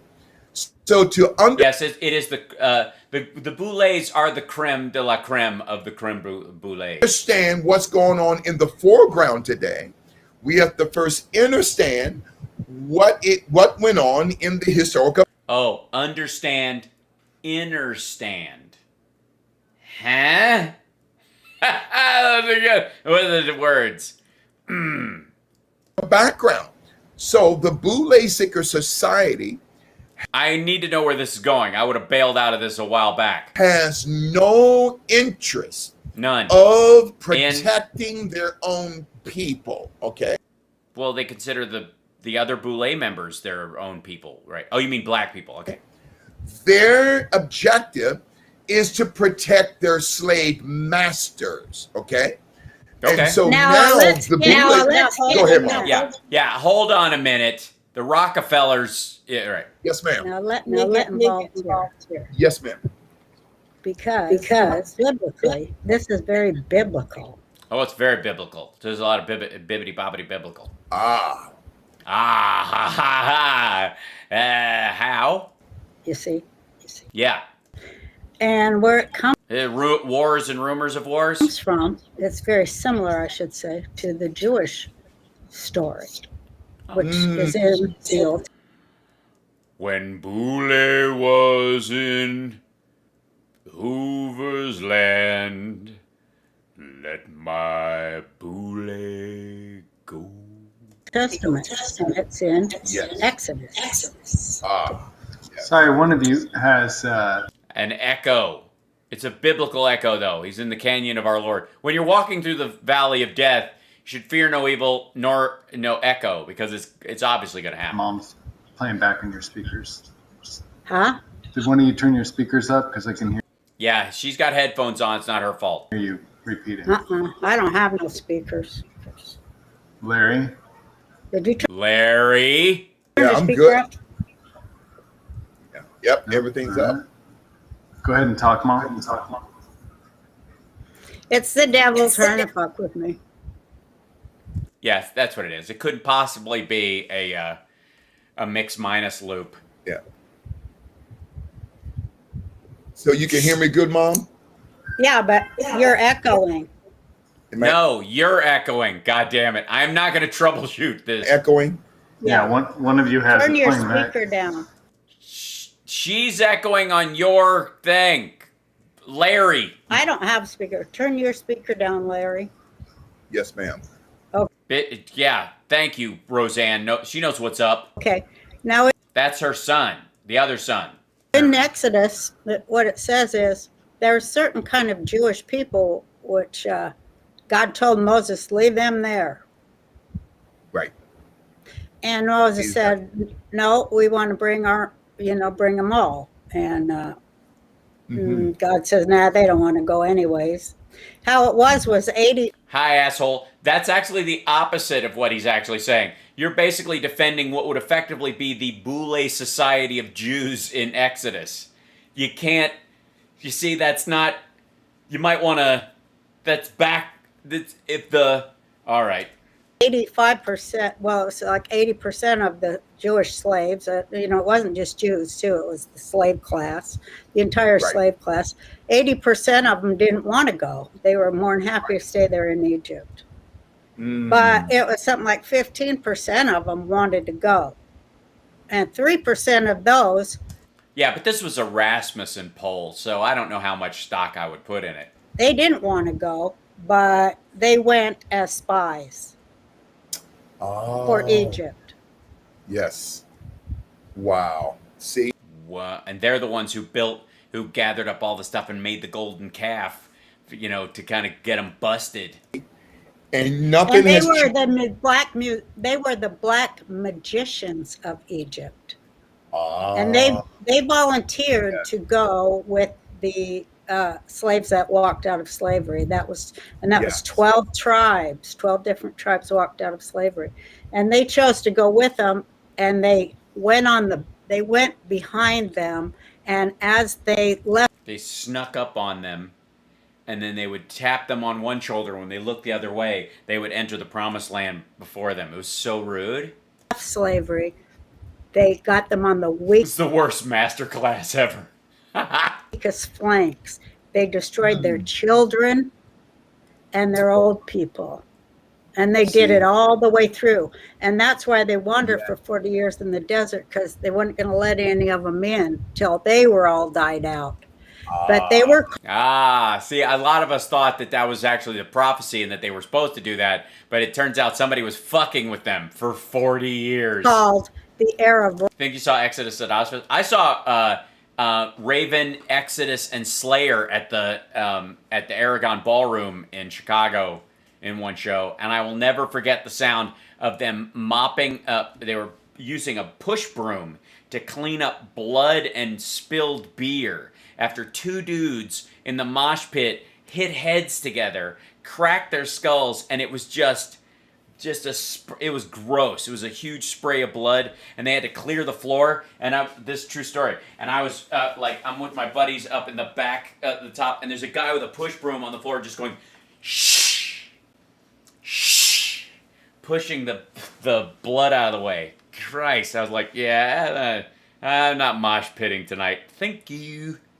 Rav, and you're canceling your free trial of Masterclass. They're still alive today. The Arab Rav. That they get paid for killing a whole bunch of Jews. getting a whole bunch of their own people killed. That's how they enrich their self. So it's very biblical. Yes. And it's the same story, sort of. It's the same.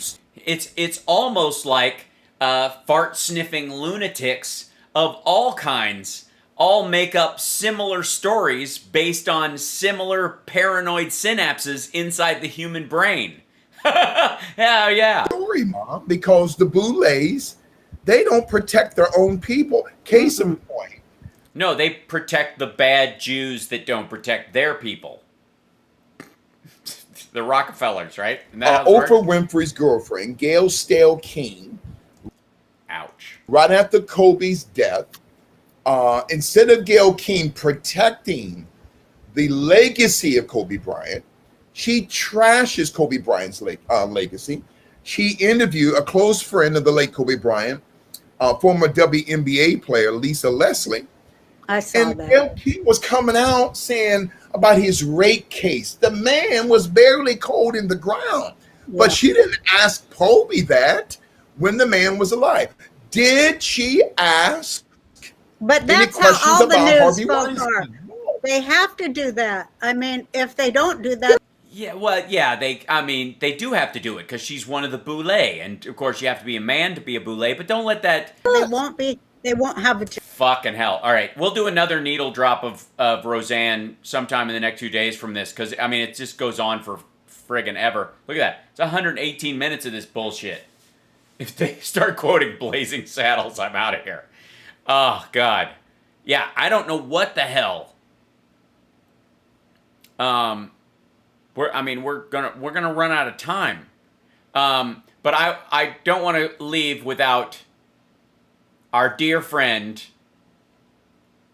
Duty Rugliani over here, who's in a brown suit today, and has this weird, what is that, a Roger Stone action figure back here behind him? That's new. Remember, he used to have the Eagle was over there. Now there's a book on Thomas Paine, and then a bow-tied something. I don't know who the fuck that is. That's got to be a known statue, right? Yes, Rudy has lost weight. Because you don't eat as well, I guess when you're under indictment. Oh, yeah. 437 rumbles on this. 5,000 views. And you have to understand, he's on, he's got a radio show in New York. He's in one of these high population cities. These numbers should be way friggin' higher, Rudy. But this is called, where is it? Warning, a move towards government controlling private economy.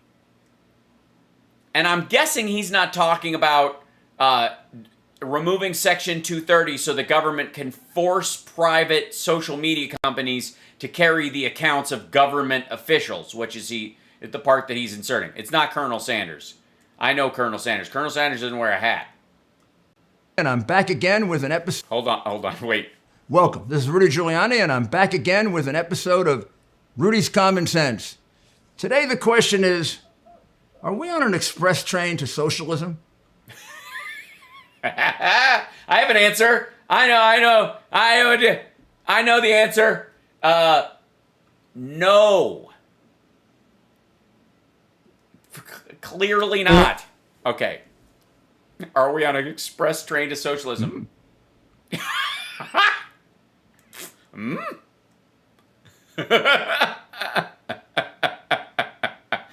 Why the fuck does he always look like a character, like a guy who played a boss on Taxi? Jesus. I need some more, my house parts, you need to move your Venmo. Oh, I do? Yeah, because it's behind my head?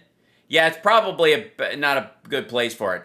We've seen a downturn in Venmo since I moved. I'm sorry, I can't get over Rudy's fucking face right now. I'll fix it. I'll move it someplace else. Yeah, maybe we'll swap it with my signature thing or something. Thank you for pointing that out.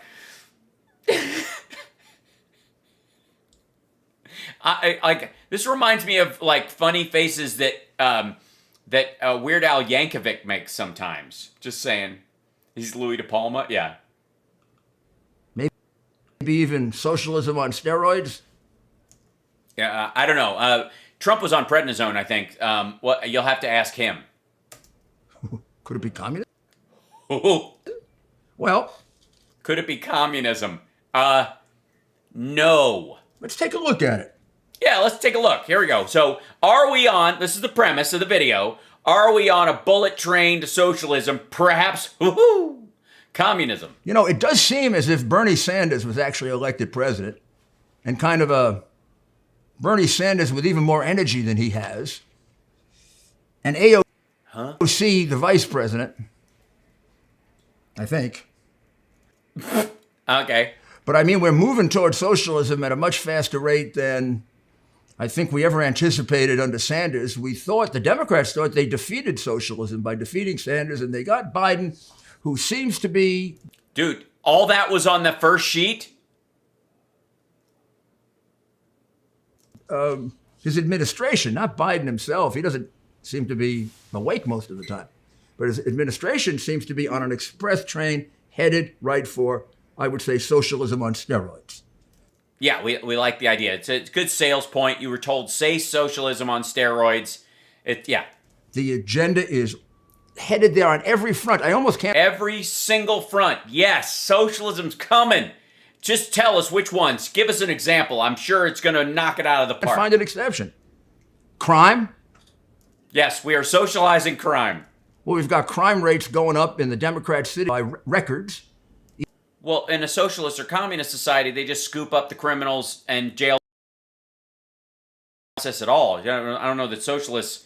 Did the Soviet Union have a tendency to say, like, when there was a riot or I'd say an insurrection, did they just scoop those people up and go, fuck it, let them out?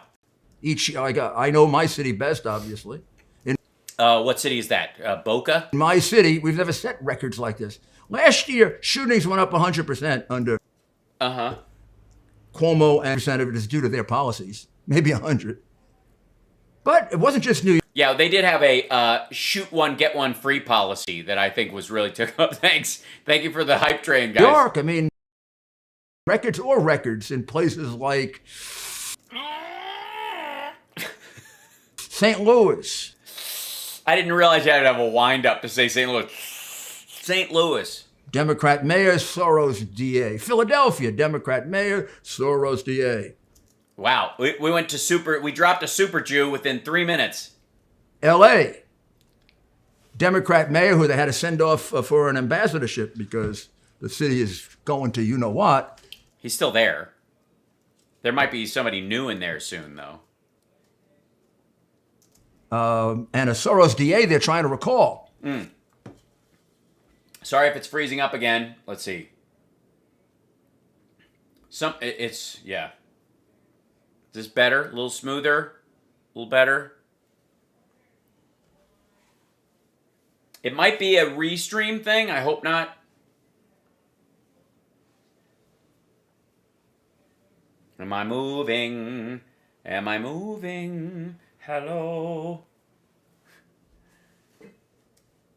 Hal need to home and be with his mother. Okay. Thanks, Brian. Yeah, the Super Jew. This is... Ugh. That's so gross. The guy who ruined San Francisco. But now they got another Soros DA in San Francisco who's kind of picking up the job. Crime rates going through the roof. My goodness, in Seattle and Portland. Yeah, it's not going through the roof. I still don't understand what part of it is socialism or communism. Audio's 8 seconds. Really? We're doing that again? That's better. Okay, thanks. Sorry, guys. Yeah, Soros. Yeah. Looks like New York in the bad days. Yeah, in the bad days. When Soros used to pick all the... Oh, you mean when you were mayor? Every single one that I mentioned to you is a Democrat city, and I left out... Yeah, what else? You left out the fact that they're also the richest cities in the country. The big one, Chicago. I mean, last 3 weekends. I mean, yeah. It's great. This is a good show so far. Okay, bitch about crime rates. Go for it. Good talking point. Knock it out of the park. What the fuck does that have to do with socialism or communism? I kind of get nervous just saying it. Being in law enforcement, if I were the mayor... Law enforcement? Oh, it's right, because you're making up stories, so that's law enforcement. I see. Mayor of Chicago, I kind of think sometimes back like when I was mayor of New York and how much the crimes bothered me and how fast I wanted to bring them down. How and now you don't care? Anxious I got when it didn't work and how glad I was and happy for the police when it did. And I think to myself, how could I have lived through a 4th of July with 100 shootings? That's not that big a city. It's... Yeah, but you had fewer people and fewer guns. You know, it's like less than half the size of New York. Asshat, what the fuck does this have to do with a bullet train to socialism? 100 shootings? Oh, and then they came down the next weekend. They had 77. This weekend, 11 people dead. Did you see a Black Lives Matter rally? Of course, those were a lot of black lives those 3 weekends. Probably 70, 80% black lives. Did you see? But well, they're trained Marxists. They don't have time for that. There's no money in it. See a Black Lives Matter rally? Gee, I must have missed it. No, they were planning how to give hormones to your 7 or 8 year old child so they could switch genders. Fucking hell, what? Rudy, stay on point. Nudnik, I don't need to hear about your fetishes right now. We just need to figure out whether your premise is bullet train to socialism, maybe communism, go. Because as you will find out, Black Lives Matter is not about black lives. Not in the way Rudy is. It's about confiscation of property, communism, re-education. Yeah, tell us about that. Of your children, and adjustment of gender. We'll get into that. Well, of course we will. We're talking about socialism. So, I mean, that's kind of what it looks like in America right now. You didn't think we'd be here a year from now, did you? A year ago, did you? Well, yeah, we had a lot of similar numbers last year. A lot of these problems have been building for the last 3 years in particular. It wouldn't be surprised that after everybody comes back out after a pandemic that people would, do this kind of stuff, that the numbers would go up. Every kind of numbers like that are going up in general. So yeah. What the fuck does that have to do with socialism? This record crime, these tremendous changes in our way of life. Mm-hmm. Yeah, I mean, socialist genders. Well, if you ever had any doubt about the Biden administration. Yes, my gender is socialism. My pronouns are Marx and Marxism now, just for the record. And whatever that is. The fuck is he talking about? Commitment to socialism last Thursday. Oh, that's when it happened. I think it was Thursday. Probably could have been Thursday. Week. Biden made it about as clear as anyone could understand. And I'm not even saying the media covered this up. He's doing so many other things wrong. There are so many other crises going on, whether it's the border or the Middle East or... The border with the Middle East? Whatever is going on with China.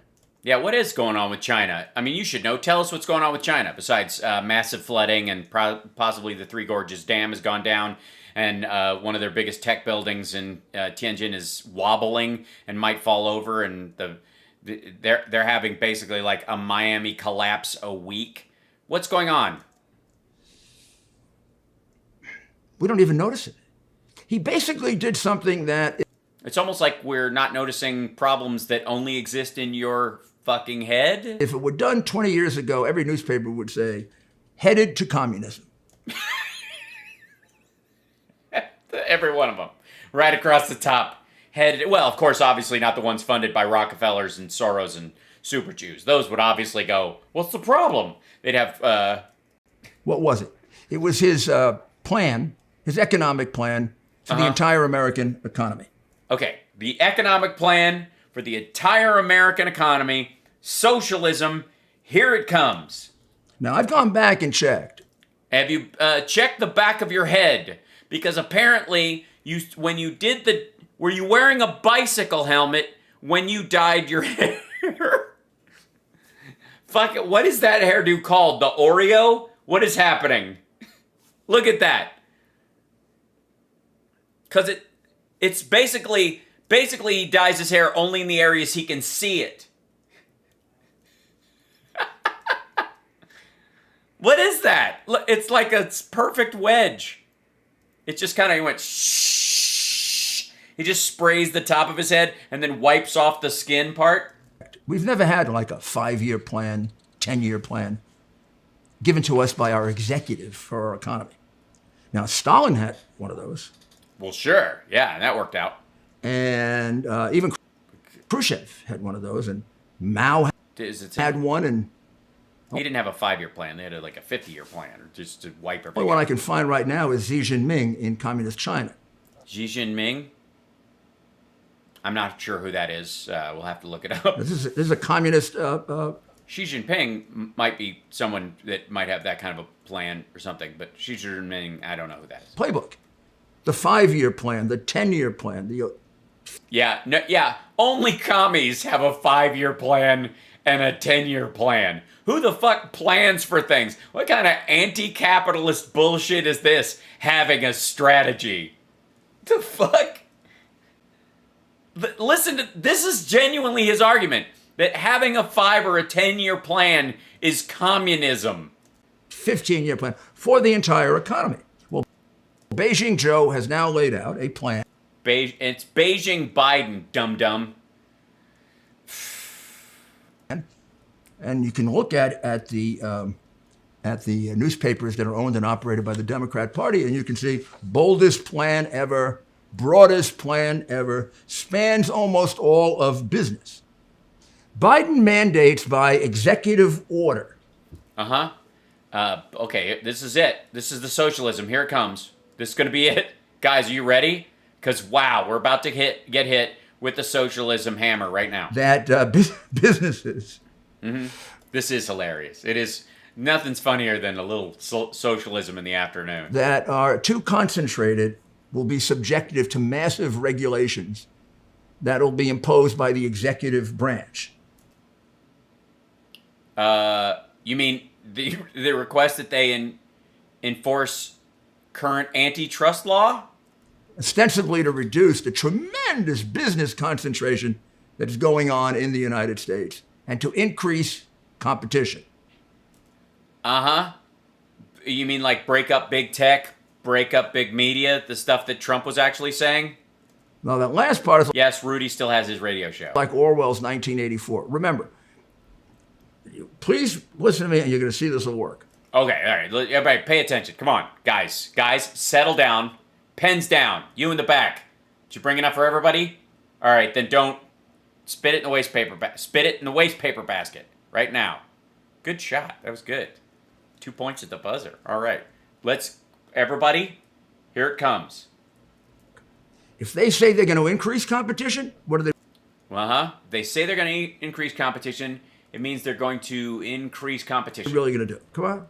What? They're going to remove competition. They're removing it. There is no competition. No one can compete. I'm going to show you how. Okay, show us how they're going to remove competition. First of all, there's only one place where the experts, the economists, agree there's too much concentration. And that's in LinkedIn. That's in big tech. And they're not going to do much about big tech because big tech are Democrats. They're not just Democrats. They're part of the conspiracy to censor. Yeah, especially Peter Thiel's of the world. Think that censorship is just being done by Google and Twitter and all the rest of those oligarchs? No, of course not. I mean, Parler will kick you off if you shit talk the president. So will Gator. If you try to shit talk Trump, they'll kick you off. And you don't even have to violate the terms of... It's in the terms of service that you cannot insult Trump, because it's a cult app, essentially. Huh? You don't think that's being done in conjunction with the Democrat Party? How come they just censor the things that help Democrats and hurt Republicans? I don't know. I mean, you still have your account on Twitter. Ben Shapiro does. Candace Owens still does. Newsmax and OAN both have Twitter accounts. Why are you still on Twitter if they're evil? Is the question, I think. Huh? They got left-wing groups calling for murder. They don't censor it, and some guy says the election is questionable, and he's off for 2 years. You say that all the time. You're still online. And which groups? Cite one. Anybody calls for murder, cite it.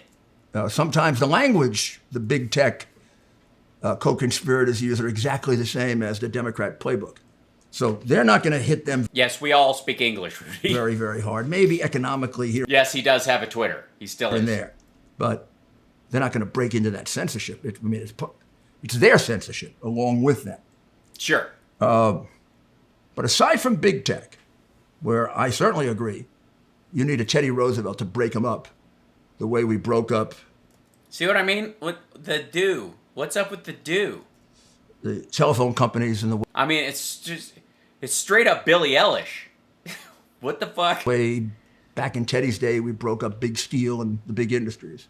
Oh, did we? The rest of the American economy, economists who know far more about it than I do are in disagreement.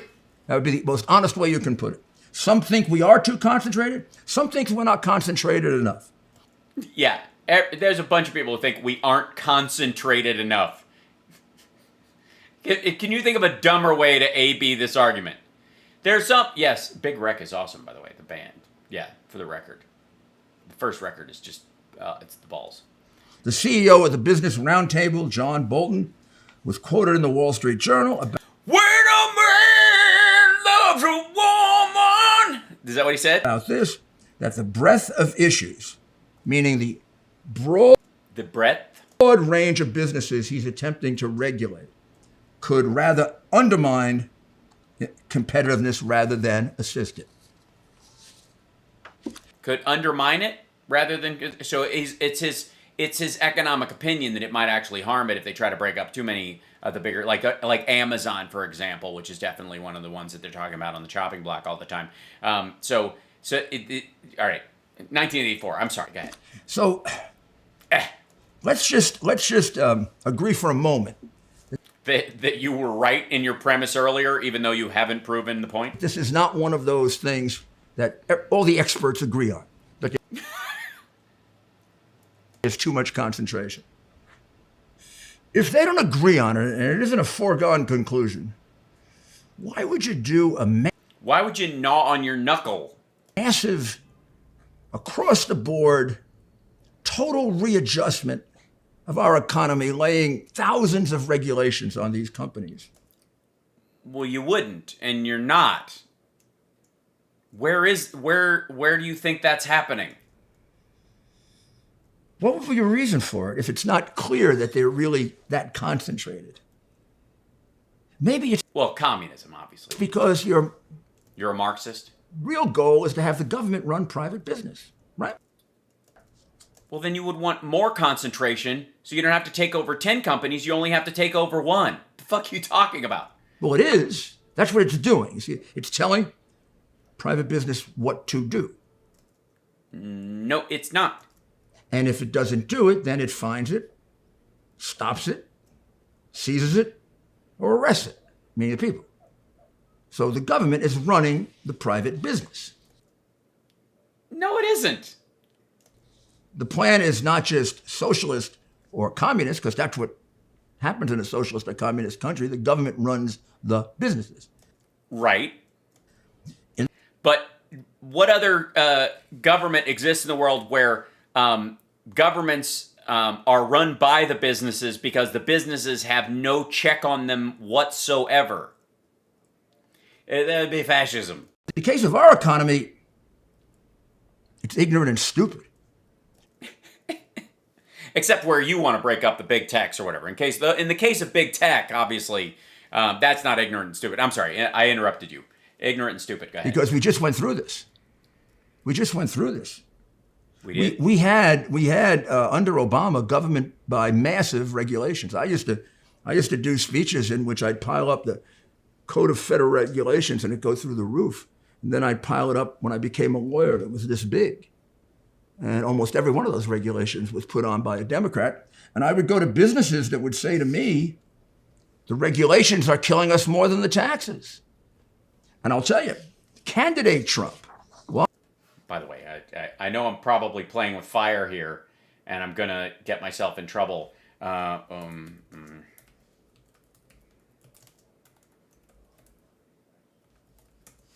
Just for the record.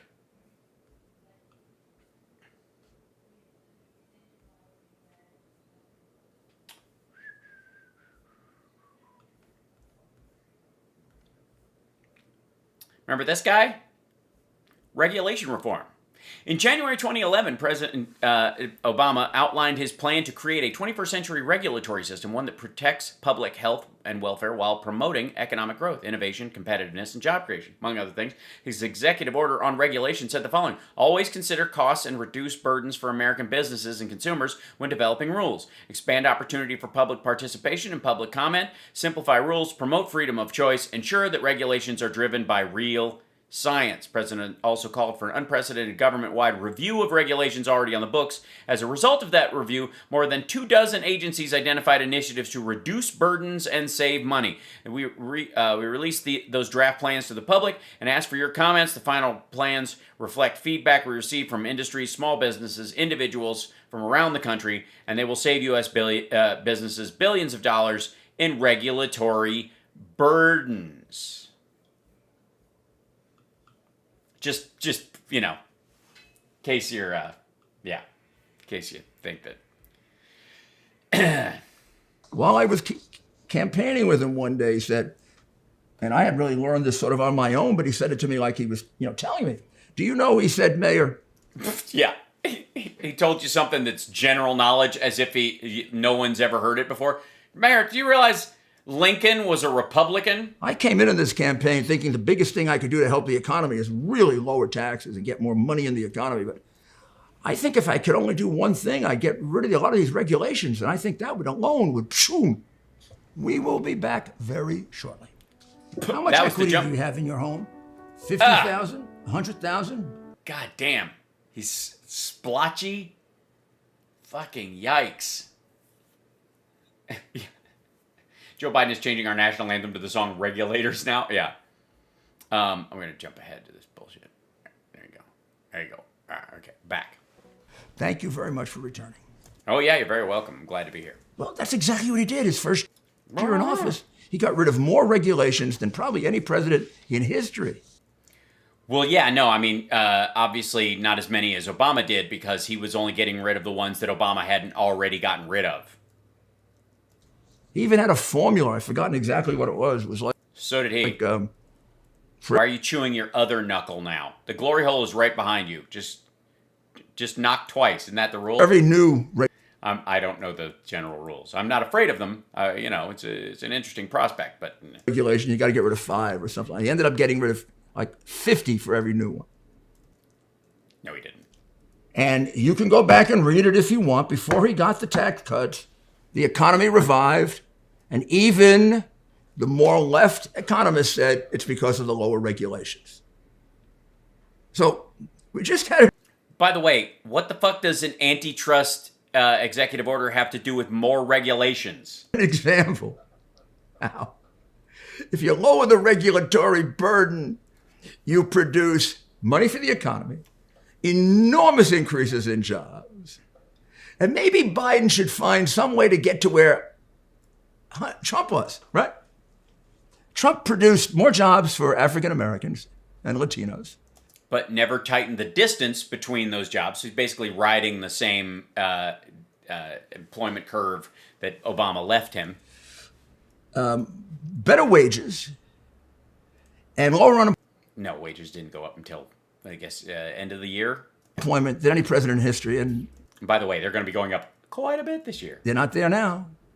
So, Joe, if you really want to help black people and minorities and even poor people, maybe even poor people, you should take a page from Trump's book. Lower regulation. But no, you're not going to lower them. If Rudy, the fuck are you talking about? Antitrust stuff has nothing to do with the regulations on the regular order of business of any company. If Trump took them down... The fuck are you talking about? Here, we're going back up there, baby. That's where we're going. That's where we're going, baby. Come on, baby. That's where we're going, baby. Come on, baby. I mean, I look at this, I see hundreds of thousands of regulations coming out of these agencies. You tell them the right regulations, and they'll stay up all night writing regulations, and they'll control business. What part of what you just read means that? I don't know. God So damn. basically, you're an idiot. I would say and pronounce the following. Okay, good. All right, let's get to it. Joe Biden really isn't commander-in-chief. Okay, all right. Well, then somebody else is obviously the regulator-in-chief. Nobody believes he actually makes decisions. I do. Yeah, I mean, there's besides all the reporting that he's a little short-tempered with people that can't carry shit out, and that he's putting people in charge to carry out his vision of what he's doing, and that he's on the phone directly with senators, and that's why this two-track infrastructure thing is happening for the first time in American history, is because he's literally, as an old dog from the Senate, he knows how to make that happen. Never mind. If you watch him, he can't finish a sentence. He finished a lot of sentences. He finishes all of his sentences. And they don't end with hoo-hoo and I think baby. And make sense. And when he turns around to go out, he often turns around the wrong way. What? When does that ever happen? That's just the beginning of it. Dude, you have to actually have that be a regular thing that everybody else is up on. You can't just make that up out of yes, he can. You and I know there's something wrong with him. And if you No, I don't. Yes, I know there's something wrong with him if you consider a stutter something wrong with something. You don't know it, watch carefully. I've been watching carefully. Here's the thing. I know he has a stutter, so I factor that into when he's speaking. When I look at you, I know you don't have a stutter, so I don't know what the fuck is the matter with you. And just be honest with yourself, because it's about your country. Yeah. So if he's not the commander-in-chief...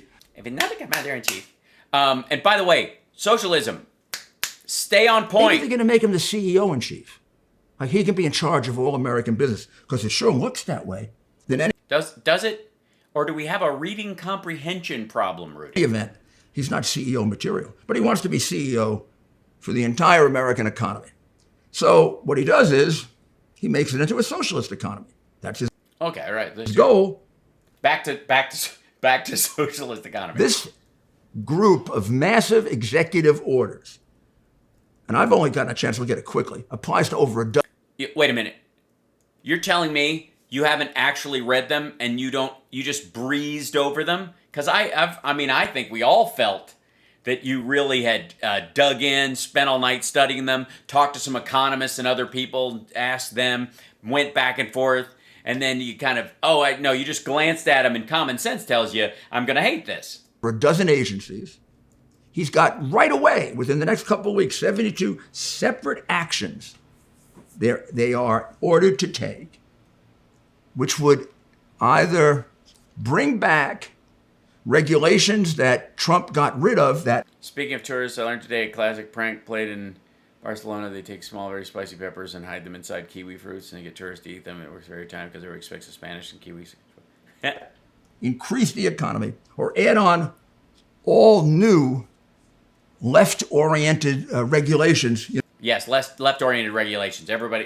Basically everybody who works at Dunkin' Donuts has to wear a red star now and face the sun whenever they hand someone a donut on a tray like this, like they're in a Mao communist painting. To preserve things and stop things and make... Yeah, that's very lefty. Preserving things and stopping things. I mean, that sounds like a bunch of commie shit to me. Sure that... make sure we don't affect the temperature and... Oh, it'd be climate change. Well, let's give a couple of examples. Yeah, give us a couple of examples, because you lost me there for a second. Bring it back home, Rudy. There are very few industries left out. Healthcare he does a real job on. Well, sure. There's a lot of climate change in pharmaceuticals. Along with the fact that we know through Obamacare they want socialized medicine. No, actually, they want democratic taxation and a basic standard of medical care for people. It's not socialized medicine. I mean, if they did, then clearly, why is the public option the thing that Biden wants? Never mind. Where forget your medical plan or forget your doctor. We know that. We know they're headed that way. I mean, this is a Bernie economic plan. They want to reduce prescription drug prices. Yeah, what kind of commie bullshit is that? Well, there are a lot of ways to do that, and Trump... Well, sure, yeah. ...had a lot of ways to... They throw those all aside. All of those would be free market ideas. Oh, gosh, free market. That's only the thing that made us the richest country on earth. Let's get rid of that. Let's do it. What would be what are they proposing? Are armed soldiers of the People's Movement going to storm pharmaceutical companies' factory floors and take them over? Poor countries do. Let's have price controls. Let's let them buy drugs from... You mean like favored nations? From Canada. Right. That's part of this. Now, I just put a little warning there. You know the Canadians don't inspect the drugs they sell to us? That's our job. Yeah. And? The drugs they keep are the drugs that they inspect. Right. And that... I'm sorry. Are we going to buy drugs from any country and not inspect them? Meet FDA... Useless regulations. Yeah, what, Rudy, why do you want to add regulations? Standards. The drugs that they sell to us are basically the ones from India that they don't want to sell in Canada. I've inspected them. I know what I'm talking about. That's what they do. That's how they make money. So good, try it. Use the Canadian drugs. We're all worried about, what's going to happen with a vaccine that hasn't gone through all the tests necessary. First of all, look at his face. Enjoy that for a moment. I win the freeze game again. I'm going to try and not jam up my stuff too much. I seem to really eat up a lot of bandwidth when I call up this kind of stuff. But let's see. Trump buy drugs from Canada. Let's just let's see.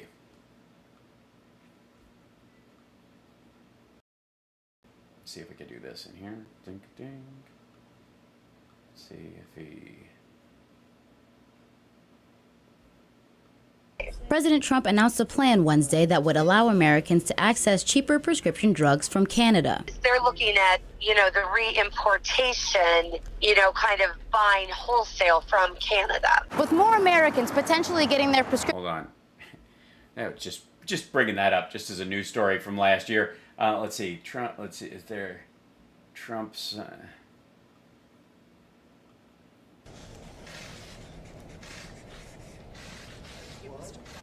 Very dramatic action to reduce the price of prescription drugs for American patients and American seniors. Previous administrations did nothing, absolutely nothing, as drug lobbyists, special interests in foreign countries fairly ripped off our citizens. Fairly ripped us off. Under the last administration alone, drug prices rose a staggering 55%. Thanks to my administration's aggressive action since taking office, we have successfully lowered drug prices for the first time in 51 years. No, the negotiations the Obama administration did led to those things because they were enacted when he was president. But this reduction is still not close to what I want, what I expect, and I'm looking for help for our great seniors, especially in particular, and that's what we're doing today. You'll hear something which will be very shocking. So we're doing things that nobody thought could be done. It's going to have an incredible impact. Unfortunately, none of this happened. We've been waiting for Congress to take action for many decades to reduce drug prices for more than just a small handful of people. But even the small handful of people never got price reductions. And I'm unwilling to wait any longer. Therefore, today I'm signing 4 sweeping executive orders that will lead to massive reduction in drug costs. Massive. It didn't actually work out that way, but, who cares? All right. Oh, God, back to his face. Well, you're going to be getting medicines that don't go through any tests. Yeah, we're just going to start, shoveling pills from India down everybody's gullet. Because Canada says, you want to buy our medicine, we're not going to spend the money to do the tests for you. Yeah, we're not going to go around figuring out exactly what. It costs too much money. We just want to make money on you. They want, this sounds so nice, right? They want transparency for hospital billing. Well, that means federal bureaucrats will lay down a procedure for hospital billing that is so complicated that all hospitals will have to hire some guy or woman with 3 PhDs to do it and have a staff of about 100. There's how your hospital bill goes up. The useless, wasted bureaucrats filling out useless, wasted forms that are supposed to be transparent, but they're so detailed you can't follow them. Like a menu. Rudy has a real problem with menus. See, the thing is, these things... Imagine all the bureaucracy that goes into a restaurant's menu. You should eat and then find out what your meal costs. As a matter of fact, you should wake up in a restaurant having been fed the meal and then be told. Sound nice in a soundbite. And if you know anything about a bureaucracy, they become just the opposite. This is why it's 1984. Transparency for hospital bills means you will never be able to understand the hospital bill. That's great. Okay, cool. Good to know. Because the federal government will require such detail, no one will understand it. Can you understand the details of an actual number? And it will cost more money to be in the hospital. This is a real joke. HHS is going to have a whole place where they're going to look for insurance for you. They're going to look for insurance for 320 million Americans. How ridiculous is that? You realize what a bureaucratic endeavor that is? You're going to have to hire about 10,000 people to do that. And they're going to... by the way, we went through this executive order. I don't know what the fuck he's talking about. Because he can't grasp it. All right. They're going to do something with hearing aids. You mean allow you to buy them in the pharmacy instead of getting having readers? They don't know what they're going to do, but they're going to do something with hearing aids. They do know what they're going to do. They're going to set up a plan to make it so that you can buy them over the counter at Walgreens and CVS and the like, which will bring the price down from thousands of dollars to hundreds of dollars. They're going to let them be sold over the counter. Right. So I thought you said they didn't know what they were going to do. Well, that doesn't necessarily mean they'll be cheaper if they're sold over the counter. But yes, it is, because it removes a layer of bureaucracy. In any event, that's a few of the things they want to do to healthcare. I thought they're not taking over the production of hearing aids and providing them free of charge to people who need them on the backs of taxpayers. This would be the bullet train to socialism idea. The end result is hospitals will become more expensive. We will have fewer doctors because they're leaving like crazy because of all of the paperwork they have to fill out. This will triple the amount of paperwork they have to fill out. They don't have to fill out any of that shit. What hospital is like, hey, Jerry, what do you feel like charging for, what's today's special going to be for a heart attack? You gotta, right. This is everything that was wrong with an economy that couldn't grow under Obama, and he's put it back, but he's multiplied it by 4. Then it isn't just hospitals and... Yeah, put that aside. I mean, I don't understand what I'm reading, but give me a second. Doctors and medicine. Now we go to broadband, right? Yeah, just jump over to broadband. You can buy broadband over the counter, apparently, right? In pharmacies. He's upset that people are paying too much for broadband. So he's going to limit the regulations that limit the choices of broadband. He's going to limit the regulations that limit. Broadband. What, is he going to go into apartment buildings that have broadband and say, well, you have to provide competition and 4 services rather than just one? No. You don't go door to door, asshole. You just open up the market so that you can't have a monopoly in districts. And will that necessarily be cheaper? Or does the co-op or the condo or the apartment building or owner, negotiate the lowest possible and best deal? We don't know. These are reasons why you don't regulate up here. You work on it down here, and when you regulate up here, it becomes a dictatorial state. What, you're dictating choice? What is he talking about? They're going to restore net neutrality. Yeah, how we got a 2-for-1 on aneurysms. You have to make an appointment soon. How much money it saved when Trump fixed that? We're just going to go back. And notice every single one of these grows the size of the centralized federal government. No, it doesn't. How? How? More government workers, more government bureaucrats. hundreds, thousands.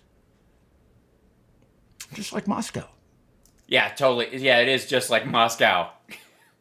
all the broadband choice Putin insisted on. It used to be. Just like Moscow used to be. And just like Beijing is today.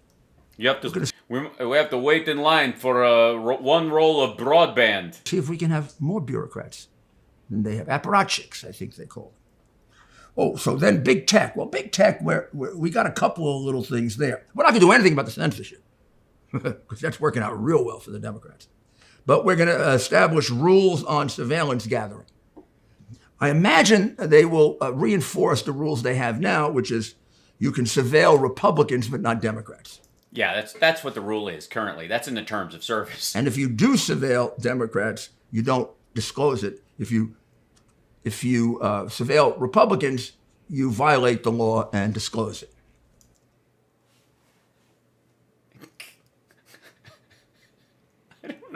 I don't know what he's talking about. Because I haven't seen it ever happen the other way around. Let's take a brief interruption. Yeah, let's take a brief interruption. What is it? He's going to cut to gold, and I did a lot this year, and here we go. Labor, they want to ban non-competition clauses. I don't know, did they ever figure out that might be unconstitutional? It interferes with the right of contract. Well, we don't have rights. I'm sorry. We're going to becoming a socialist country. Of course they didn't think about that. It interferes with a private right. Oh, you mean like Twitter? If Twitter decides they don't want Trump on, that's interfering with their private right? You mean like that, Rudy? Those private rights just get in the way of the Democrat Party running everything. How about transportation? Yeah, how about transportation? These are nice little things. They're going to work out that your fees get refunded on some kind of a formula basis if your baggage is delayed. So they're going to go in and regulate baggage for all the airlines in America. That could cost us another 20,000 federal bureaucrats. Why? What the fuck are you talking about? They keep track of it. Why do you need 20,000? What, do you have to have a soldier at every ticket counter at Spirit Airlines? The fuck? Figuring out just exactly how much I should get back for 1 hour, 2 hours, 3 hours, 4 hours, 5 hours, 7 hours of delay. No, you just don't.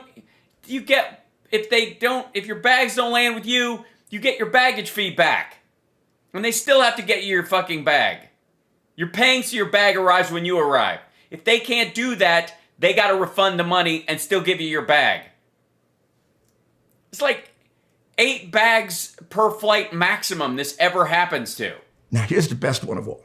This is the best one. This is a Joe Biden special. All right, here it is. A Joe Biden special. Even though he doesn't run anything and can't finish a sentence, this is a Joe Biden special. Let me see if I got this right, because I'm not I'm going to doubt it. an expert on railroads. You're not an expert on anything, Rudy. Require freight railroad track owners to provide rights and to defer to passenger rail. Why would you defer to passenger rail? Just like as a general rule. I mean, there are times when the passenger train maybe is more important than the freight train, but maybe sometimes there are times in which the... Okay, hold on. Because at this point, okay, Biden executive order competition.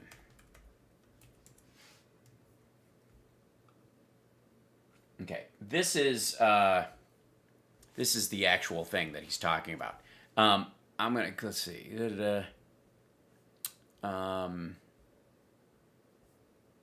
So you go White House Competition Council, further agency responsibilities. I mean, there's a lot in here. So, net neutrality rules, for development adoption 5G radio access. Okay, so this is under transportation. Let's see. Enhance temporary consumer safeguard, consumer access, assuring consumers better than no later 45 days in order to email manufacturer. Ladies and gentlemen, to improve kind of thing. Consult with the Attorney General means the department gain access. Consider measures as part of facilitate innovation, foster direct United market leadership. consider commencing or continuing a rulemaking to strengthen regulations pertaining to reciprocal switching agreements pursuant to the, if the chair determines the rulemaking. Okay, hold on, wait. To further competition in the rail industry and to provide accessible remedies for shippers, the chair of the Surface Transportation Board is encouraged to work with the rest of the board to consider commencing or continuing a rulemaking to strengthen regulations pertaining to reciprocal switching agreements pursuant to 49 U.S.C. 11102. If the chair determines such rulemaking would be in public interest, consider rulemakings pertaining to any other relevant matter of competitive access, including bottlenecking rates, interchange commitments, other consistent with policy set forth, to ensure the passenger rail service is not subject to unwarranted delays and interruption in service due to host railroads' failure to comply with required preference already exists. So basically making sure they follow the rules that are already there. That's what he's talking about. This is the fucking part. To ensure that passenger rail service is not subject to unwarranted delays and interruptions in service due to host railroads' failure to comply with the required preference for passenger rail, vigorously enforce new on-time performance requirements adopted pursuant to the Passenger Rail Investment and Improvement Act of 2008, Public Law 110-423, Stat 4907, which will take effect on July 1st, 2021, and further the work of the Passenger Rail Working Group formed to ensure the Surface Transportation Board will fully meet its obligations and in the process of determining whether a merger, acquisition, or transaction involving rail carriers is consistent with the public interest under 49 U.S.C. 11323-25, consider a carrier's fulfillment of its responsibilities under 49 U.S.C. 24308, relating to Amtrak's statutory rights. The chair of the Federal Maritime Commission is encouraged to... Okay, so making sure that people are actually following the law that already exists and not fucking passenger trains out of the the preference that they get because the tracks were originally laid for passenger trains to help the country. This is before we had interstate highways. And this was the primary way people got across the country. It was transportation of goods was a minor part of it. Mostly it was people. And over time, we shifted a lot of that over to transporting goods because we have airplanes and that kind of shit. But right now, they still have to, because that's who built the goddamn railroads and what we built it for, give preference to passenger trains. And a lot of times they don't. And this is to make sure they do. The freight train is more important than the passenger train because those goods have to get there sometime within the next, ionosphere. Ionosphere? If you want to make rail transportation really efficient. You do it because you're Joe Biden, and this is the only one he probably knows about, because this is will help Amtrak, which his son was on the board of. He might have known... He's not right now. ...more about that than he knew about Ukraine and Burisma. And oil and gas. Hey, Rudy, hold up the Hunter Biden laptop. Hold it up. Why? How come there's a new little statue behind you of Winston Churchill's ghost, but you don't have Hunter Biden's laptop anywhere to be seen? Where is it? Maybe he knew more about that than he does about painting, but I don't think he knew a lot about it. Agriculture. He's going to regulate agriculture. Oh my God, when did we start regulating agriculture? How's he going to regulate agriculture? Tell us, Rudy Giuliani, how he's going to regulate agriculture. He's going to have stricter rules for made in USA. Right. He's not going to give a pass on people saying stuff is made in the USA like Trump did. Oh, now he's a guy who's America first. He spent all that time with the Europeans putting America last. We're not even going to collect what they owe us. He says What do they owe us? We're a country that's systemically racist. Maybe he's going to have to... No, we're a country that deals with our systemic racism when it exists. That we're not, in essence, racist. We deal with... That's kind of what makes America first. It's why it's great. Because we can actually deal with our shit instead of other countries that don't even care. Have to put in made in USA. You can put it in small writing. A systemically racist country, quote, Joe Biden numerous times. By the way, Biden, stop attacking my country. He's not. He's actually making sure that people who make stuff in America get credit for it, and that the federal government buys American goods and doesn't use outs that Trump allowed them to use to buy foreign goods just because they're cheaper. Stop calling it an evil country. I don't think he's ever called it evil. I don't think it's a joke. Yeah, thanks for the stars, you guys. I appreciate that on Facebook. Bless you. I know you're not all there, but you're there enough to know you shouldn't be doing that. It's disgraceful.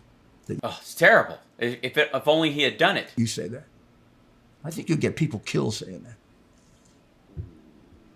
What? Are you threatening people, Rudy? But let me get back to where we were. He's going to limit restrictions on equipment repair that can only be done by the manufacturer. Yeah, Rudy, you mean the right to repair? Well, how does he know whether it needs to be done by the manufacturer or not? Shouldn't? Okay, let's put aside the blind Delaware repair shop owner storyline entirely and just watch watch Rudy's flail about this through that lens. Shouldn't that be left to private litigation where you can look at the facts and the details and not some general rule? I mean, this is like we've taken our almost entire economy and he's now micromanaging it. These are things that get worked out in lawsuits because sometimes they're right. Sometimes the manufacturer is being abusive and saying, I have to fix it. And sometimes the manufacturer has a very unique product. Okay. May I? Let's see. Department of Defense, where's this? No later than 90 days. Secretary of Treasury. Okay, this is going to be up higher. Medicare, Medicaid, modernization plan, prescription drugs. Let's see, competitive rail service. Let's back up on this. These aren't in order, so. Consumer protection stuff. Broadband, there it is.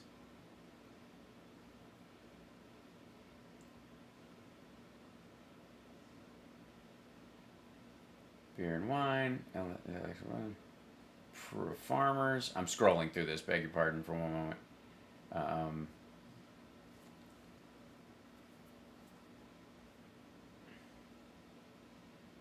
Clear rules identifying your current fine, address unfair treatment of farmers.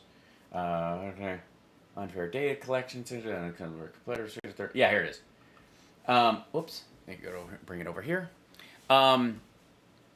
Let's see. To address persistent and recurring practices that inhibit competition, Chair of the FTC, the Chair's discussion is also encouraged to consider working appropriate unfair. Yeah, here it is. To address agreements unduly third-party repair, or self-repair of items. Manufacturers to prevent farmers from this, so you don't have to send it to them and get a screen fixed. But this is a big part of this. This is for farmers. This is why he's doing this. Jesus. And sometimes he wants his product to be so good and to have so few problems because he wants to have. Does he? Have the best. He does, doesn't he? Best product, the premier product. He doesn't want somebody else fooling around with it. That's a legitimate, sensible business reason. Well, that'll get worked out in the courts then. That would never occur to essentially a socialist communist planner. And this is why they failed and we succeeded. You're getting into the weeds of it right now. You're getting into the weeds of how a country becomes a failure. Uh-huh. And he wants easier transfer of data. In other words, if you're going from bank to bank, they shouldn't charge you. And I mean, who knows if that's right, wrong, or... Yeah, who cares? I mean, if Biden said it, let's just assume it's wrong. We got China that right now wants to surpass us by 2049. They're making strides, so they're going to do it a lot faster.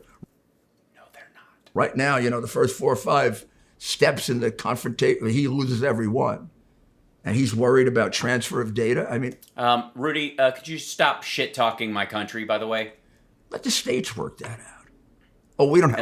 As an American, I'm offended that you're shit-talking our country. By the way, another thing, we're not going to have states after a while. So okay, so he's is that which one is that? Number 71. Let's just take a little look at this. Let's. He probably don't even have all of them. He's micromanaging and suggesting regulations in detail, picking on regulations to break up concentration where there's no proof that there is concentration except for big tech. He's doing it for agriculture, finance, banking, which is related, doctors, hospitals, healthcare in general, shipping, rail transportation, regular technology, and let's call it internet technology. Let's just call it that. Broadband, labor. Yeah, I agree, Hazareth. Why is it okay for Republicans to shit on America?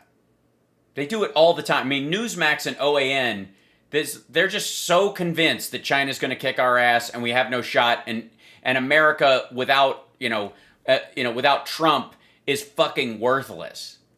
It's insulting. It's genuinely insulting to every American that without some sort of like sycophantic fart sniffing ruling class that, gives a rusty trombone to a failed billionaire, we'll never make it.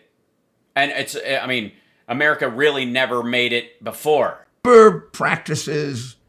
He's got areas where he sets wages and areas where he sets prices. There's no price setting or wage setting in this.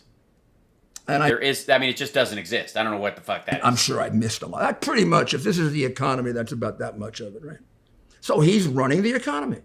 Yeah, sure. Okay, let's just assume. Yeah. This is the Joe Biden plan for the economy. Only thing he hasn't done that would make it like a pure repeat of Stalin and Lenin. Lenin and Ringo. Well, Stalin really, and Mao and Z is if he gave it, they love to put years on it. Their 5-year plan, their 10-year plan, their 20-year plan, whatever. Yeah, he left out Tony Robbins. He's a big fan of 5-year plans too. So we don't know what this is. Hopefully this is no more than a 3.5-year plan. So yeah, hopefully he'll get it done in 3.5 years. I agree. So this is all premised on concentration. There's all this concentration. Bad concentration. And Joe doesn't know that. I mean, I know Joe. I know Joe for 1981. I'm going to make sure I get it right because he gets numbers wrong all the time. 91, 101, 30. 101, 91, 101. 1 years, 30 years. I know Joe for 30 years. Well, he's got a lawyer working for him on this. The guy's name is Tim Wu, and he's some kind of lawyer and antitrust expert. But he's also what's called a progressive lawyer. I don't exactly know what a progressive lawyer is, but I'm a really, really good lawyer, although apparently the No, you suck. New York people and the DC people don't think I am. Well, you mean Trump? The Trump family organization, the Trump campaign, and Trump himself? Because he thinks you suck. I'm a really, really good lawyer. Accomplished more than most lawyers have accomplished. And I love being a lawyer, and I got pretty good powers of legal analysis. And I don't know if Tim Wu has ever kind of modernized his knowledge of antitrust law. There used to be a time in antitrust law where bigness was badness. Okay. Oh, like big tech is bad. Right. Gotcha. Just because a company... Like big media is bad. I get it. It was big. Yeah.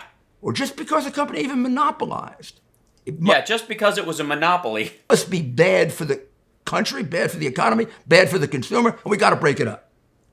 A long time ago, the Supreme Court applied some wisdom to that.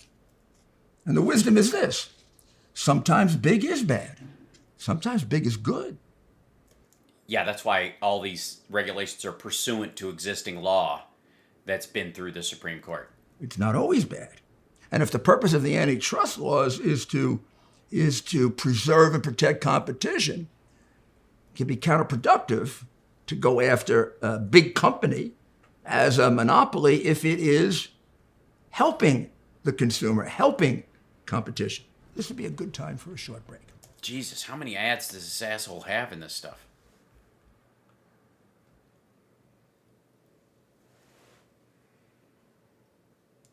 Oh, it's a My Pillow thing. That's hilarious. It's a quickie.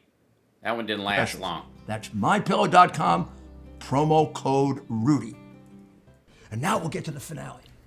Great. So they established what was known as, and even lawyers that are not experts on antitrust law know this. It's a very famous legal doctrine. It's called rule of reason. Mm-hmm.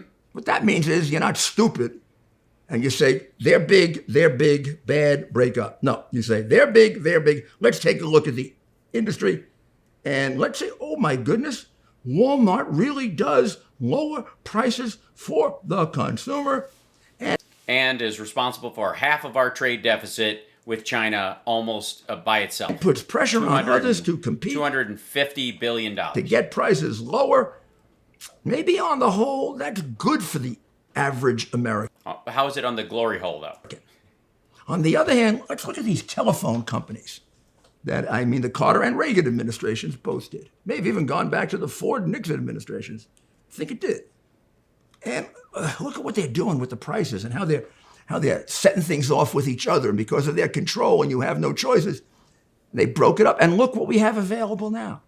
Kind of like the broadband situation. And we're going through another phase now where, people who are worried about cable, you've got all these other abilities to get cable at a much lower rate. And the competition gives you so many more options. And if you know what you're doing, you save money. So maybe one was a bad area to apply the law of break it up. You were just going to hurt people, including consumers. And whenever you break it up, you always hurt people. They lose jobs. And the other was a good one. So, maybe he could at least, if he doesn't trust me, this guy Wu, who apparently must have gone to law school a long time ago before the rule of reason. Yeah, I think he's 114 years old. Which makes him a retrogressive, really, rather than a progressive. Progressives would know the rule of reason. So maybe he should read some of Stephen Breyer's opinions in the Supreme Court. I think he would trust Breyer's, although they seem to want to get rid of Breyer's, right? But he was Kennedy's chief of staff. He's a great justice. I don't agree with him, but I think he's a great justice. They want to get rid of him because they want him to retire so they can guarantee to replace him with somebody younger. It's a strategy. Yeah. Maybe he could read him and Breyer's could explain to him the rule of reason. Maybe if he reads him, he'll say, gee, boss, I made a big mistake. Let's get rid of all this. Think that'll happen? So we're going to do this, all this, control of business, in the name of breaking up competition, all competition, without any analysis of whether the competition is enormously helpful to the consumer.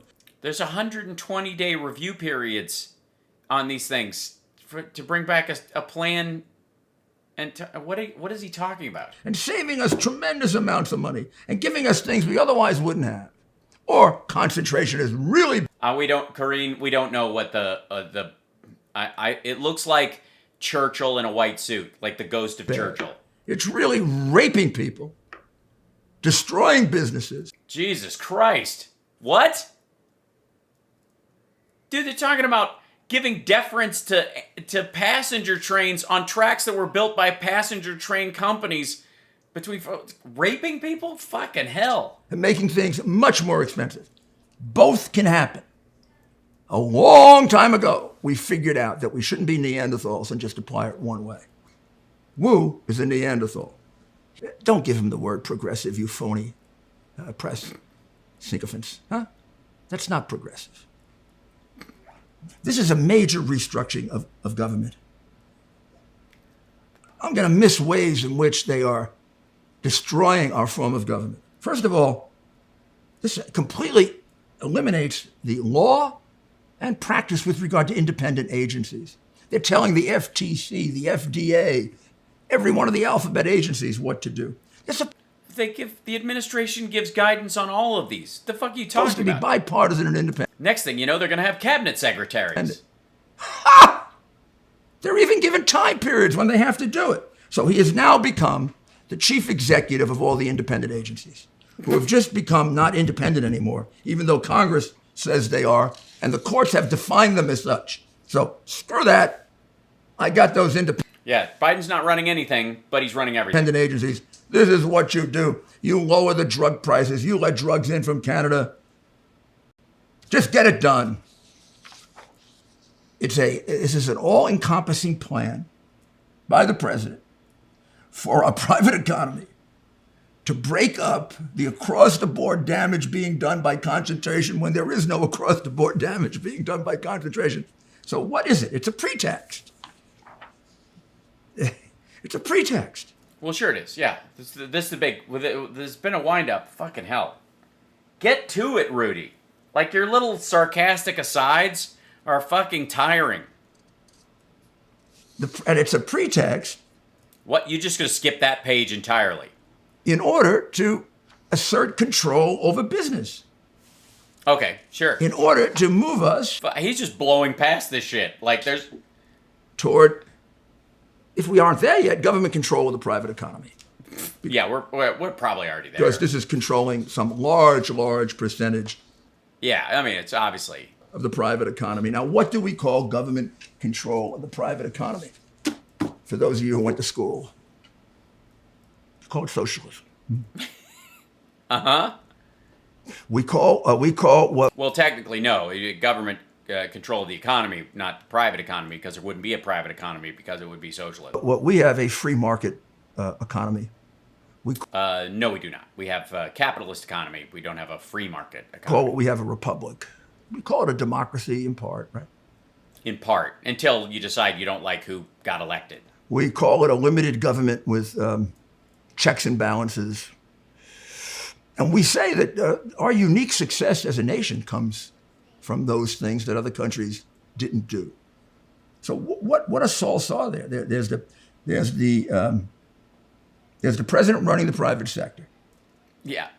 Premise number one. There's the president running the independent agencies illegally, I believe. A lot of these things would be knocked out in the court. Well, I don't know what you're worried about. And besides, apparently Biden can't run anything, but is running everything. There's the president acting like the Congress. A lot of these things need laws. There were no. They do have laws. They direct them. There's so many laws. As a matter of fact, you have to focus on what you want their primary goals to be. Recommendations for laws here, like a lot of the other executive orders he's already done. Because he's Joe, we don't examine him, Biden. He's been doing more executive orders than any president in history. No, actually. He's only because Trump did, and he's undone a bunch of them. So he's doing his normal ones, plus getting rid of all of Trump's. By the way, was that dude's presidency easy to erase? Seems like 100 years ago. There is no Congress. Some of them have already been declared unconstitutional by the courts. I guarantee you, I haven't had the time to look at this. Yeah. I mean, I don't know what's in here, but I guarantee you it's bad. But when you combine his complete trashing of the independent agency laws and his complete trashing of the separation of powers, half of this has got to be straight out unconstitutional. Yeah. I mean, the half you probably didn't read, but so. And then what he's done is he's aggregated everything to the executive branch and everything to the federal government. He's destroyed the check and balance of federal state. The Supreme Court long ago said, that's not about the states. What? It's not about state government. It's a protection for your rights that these governments have to compete with each other. Well, huh? You understand what I'm saying? No. What the framers did, this isn't to make states important. No, it's not. It's to make you safe. Oh, thank God. Go ahead. This is the exact opposite of what? Of why we became a free country. Exact opposite of why we became a free country. Monarchy? We became a free country because religious fanatics like the Quakers wanted to be able to act weird, and the Church of England drove them out. We're burdened by the dictatorship from the centralized government of England on the monarchy on us. Around 7. We were British colonies who didn't want to be anymore. 1860 maybe. Yeah, something around there. Just why not? The political theory in London changed. They pretty much left us alone to be like a federation and make our own decisions. We even had... Yeah, I mean, I don't even know why we fought the Revolutionary War. Gotten together our little kind of Congress and made our own laws, and we had all these independent states, or whatever you wanted to call them. colonies? They made their own rules, and then about 1760, we'll get the exact date. Yeah, look it up. A different political theory came about in London, probably as dumb as the one that Biden has now, which is we gotta exercise micromanagement of these colonies. You mean monarchy? So they began telling us they began centralizing all the power in London. They always did. It was a monarchy, fuckhead. And taking it away from the colonies, taxing us from there, telling us what we could do and not do. They always did. Telling us we couldn't restrict slavery. What? Telling us we couldn't restrict slavery? England outlawed slavery before we did. Telling us we couldn't restrict slavery in the new colonies. What? Several battles with Thomas Jefferson over that. It's in the first draft of the Declaration of Independence, if you bigoted racists ever read it. If you can read. Jefferson was fighting for the ability to stop the spread of slavery. Yeah, so are the British. Against the king. No. Who refused to let him do it. And others, not just Jefferson. Not just Jefferson, of course. Big movement in New England for that. That's one of the reasons. I'm not saying it's the main reason for the revolution, but it's one of the reasons for the revolution. And none of the reasons for the revolution is because we wanted to continue slavery. That is a bold-faced lie. What? Only made up by people who hate us and hate our country. Just go read. Don't let these people brainwash you. There was honest to fucking God. Discomfort from slavery in America from the beginning, and Jefferson was extremely discomforted from it. Tried to abolish it, failed. Tried to limit it, failed. Yeah, I know. Couldn't release his slaves because he was afraid they would be snatched up by people who would be worse to them. Couldn't stop it. I understand that. But the British were starting to be against it too. Some of the Quakers themselves were anti-slavery, and it's one of the reasons they separated from the monarchy. What's the fucking point? It wasn't communism, and that was arguably slavery is the worst kind of capitalism. And now, granted, there's a slavery inherent to socialism and communism, but it's not the trading of other people. One does. Unless I guess you catch them or it's the area or some shit. That we were going to pay a heavy price for it. That he didn't have the moral courage, the additional moral courage to destroy his political career. For that, he should be blamed. But every president of the United States probably had some equal compromise that had to be made. Yeah, that's right. That's why we should leave Joe Biden alone. What the fuck is he talking about? And very few presidents of the United States wrote words that inspired freedom for millions and millions of people, not just fucking hell, Americans. Man. All men are created equal resounded as a clarion call for freedom. And when why are we on a bullet train to socialism? Back the fuck up. But he put his name on that document. He put his life on that document. I'd look good in a mustache? What are you talking about? I look terrible with a mustache. It's terrible. I've got... Sorry, this is not going to stick to my face.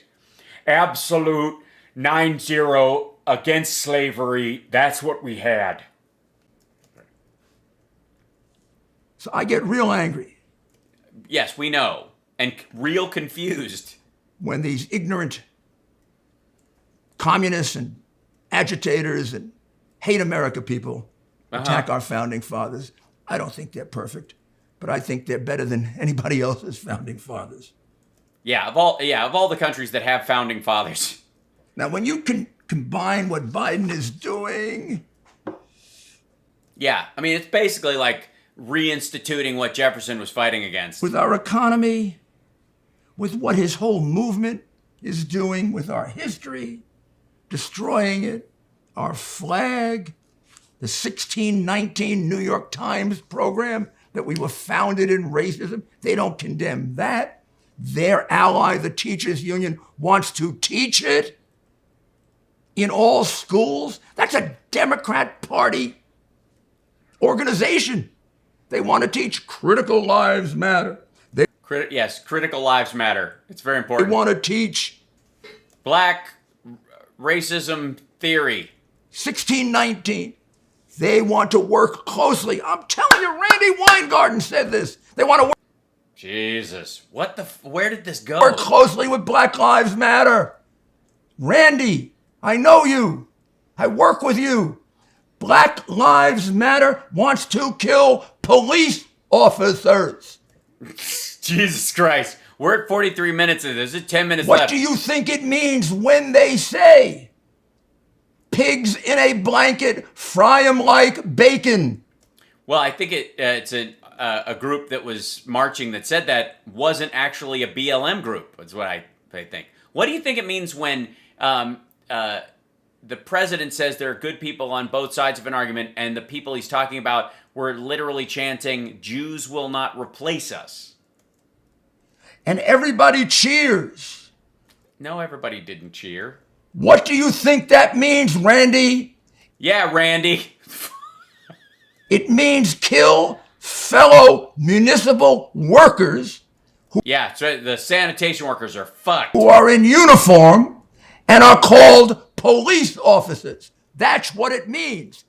And not coincidental. I can't be the only person who feels like he's spitting when he talks, right? It happens. What is wrong with you? Yeah, Rudy, whatever your name is, Randy.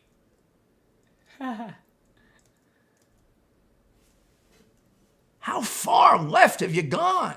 Yeah, Randy. Does that remove logic and conscience?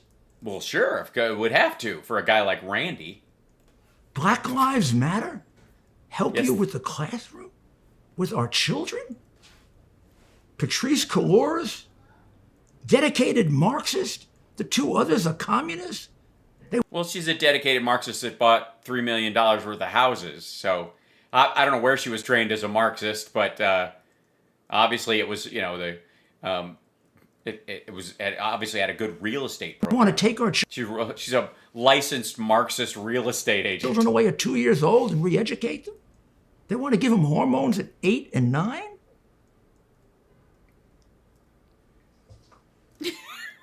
What the fuck? Get back to where you were. Now, what's he doing with spending? What is he doing with spending? I mean, the spending is completely... You can't even count it anymore. Yeah, you can't count. Counting has been outlawed. It's commies. Trillion here, 3 million, 7 million, 5 trillion here. Here's what it's doing right now. What's it doing right now? Now, the best we can do is it's creating a 33% increase in our debt. We never did a 33% increase in our debt, maybe during the war. I think once since the war. 33% increase in our debt. Isn't that a 33% increase in our debt? What are you going back to the $30 trillion that Medicare for All was supposedly cost? Just pass it on to your kids. Destroy our economy. Because if we destroy our economy, we'll want to be socialist. And that means the tax rates are going to go up to, well over 50%. All right. You become the junior partner in your wages. The government is the senior partner. We call that, by the way, just to show you we're moving toward communism. I think Karl Marx had a word for it. I wish I knew it in German. It's called redistribution of wealth. It's all over the Communist Manifesto. Like to read it? So is the breakup of the nuclear family, by the way. That's where... Why would you give people a child tax credit if you're trying to break up the... Black Lives Matter got that. And the destruction of history and whatever. So... yeah, whatever. Lenin destroyed the history of Russia. Took down all their statues, explained how everybody before them was horrible, terrible, awful. Mao did it twice. He did it originally in 48, 49 when he came in, and the Cultural Revolution. How many people did they kill during the... They didn't directly kill them, but 43 million people died. Cultural Revolution. Chinese are not allowed to recognize that 5,000-year beautiful culture they have. Yes, they are. You know that? No, I've been there. Yeah, you can talk about Chinese history. Yeah, there's nobody. You don't get jailed for talking about the Qing dynasty. They'll be killed if they do. No, they won't. I've been to historic sites. What the fuck are you talking about? Because it's got to go to the Communist Party. Got to go to Mao. You know, that's why they had Mao swim in the Yangtze River. Yeah, that's why. Pretend that he could do it. And that's how they had, Putin on the horse. Putin does all kinds of crazy stuff. And in Biden's case, I mean, they actually pretend that he knows what he's saying. So that's what they do with him. They can't get much out of him. They can't get him to swim or do stuff like that. But pretty good how, given what is going on with him, they get him to walk out and actually complete about 2 He can ride a fucking bicycle, which Trump can't do, I think, for the record. Do press conferences where he's given the questions, the answers, and the reporters to call, and he'll get in trouble if he doesn't. They got him notice how often he says, I'll get in trouble if I don't, I'll get in trouble. Because he's got to be someplace else, and his staff gets, he cares about his staff, so he doesn't want to upset them. I'm going to get in trouble if I hang out here all the time. Well, we're going to be late for this other thing. Trouble if I don't. You kind of notice that a lot in nursing homes. Do you? I don't know. I don't hang out in nursing homes. This is a terrible, terrible, very dangerous situation. The very terrible, terrible, dangerous situation. Please don't underestimate it. And very few people will tell you that because it gets censored from the media. The minute this hit, every American journalist who has a brain and has gone to college and has read history should tell you this is a repeat of the communist 5-year plans, 10-year plans. Or any business that has a 5-year or 10-year plan. Just like the Black Lives Matter and critical race theory and 1619 program destruction of our history comes right from the Mao playbook, right from Marx. Destroy the history, get them to hate the country. Yeah, but what the fuck does that have to do with getting a refund on your bags when you land and they don't show up? It's so clear. Yeah, remember Mao's whole big thing about if the Wi-Fi doesn't work on your plane, they should refund your $19.95? It's so clear. Breaking up the nuclear family, taking kids away at 2 for re-education. Well, we don't have, obviously Marxists don't have to do that. There's plenty of them coming across the southern border. We'll just re-educate them. Tell the parents if they have gender problems, take care of it. The state will take care of it. Yeah, we're going to send kids to gender reassignment institutions, state gender reassignment institutions. That's in there. It's got to be what? Is that number 15? And then look, if you just need one last indication. I had about 10. I don't have time for it. I'll give you one last indication. Yeah, just go off the notes, Rudy. Give it to us from the heart. What's going on right now in Cuba? I'm very, very close to the Cuban community. Very, very close. I spent a lot of time with them, and I've spent a lot of time in Florida. And yeah, okay. Those demonstrations going on in Cuba, why is the White House afraid to say that it's in order to overthrow a completely brutal, godless, homicidal communist regime? A communist regime. Right. Who originally imprisoned people with AIDS and even executed them. Right. What did they not say this? I mean, not say it. I mean, they didn't use your words, and I Hollywood suppose. Supports them. Supports what? He's squeaking chair. An island that is falling apart. That used to be on the way to being a paradise. And then what? Why can't they say that this is obviously because the economic program of communism and the dictatorship of communism destroyed that island? Well, that's why Obama opened up relationships with the island to get them so people could go back and forth and in the same, and then Trump stopped it. What? And many of its best people fled. Some lived, some died. It's an example of tyranny. Why? Why the sympathy for communism? Where? Where's the sympathy for fucking communism? Why can't Biden say it? Why can't Psaki say it? Instead, it's they're all upset about their vaccines. I don't know, the Cuban Libre signs and the American flags and the pictures of Trump kind of indicate this isn't about vaccines, huh? And even if it's partially about vaccines, it's about a broken down system in which hundreds of thousands of people have died. That's what all the articles about it say. What by part a, of by a brutal homicidal maniac, Fidel Castro, his brother, and his compatriots. Shemp Castro, in case you're wondering. And somehow the woke left completely misrepresented to the American people. Maybe because he flattered their weak egos. He never when did Raul Castro flattered my weak ego? Well, no, he did, definitely. Nothing could. Maybe it's not that weak. When I threw Arafat out of the United Nations, I didn't have to throw a celebration. I didn't have to throw Castro because I barred him. And I barred him from every event in New York City. And then you went straight to a bar yourself, I heard. I was told I couldn't do it. And I said, test it. I got cops. What do you got? Jesus. I don't like... Curly Castro was my favorite, too. Yeah. Dictators. And I don't like murderers. Castro's both. His brother is both. And all the people around them are. I like presidents who, call people out directly.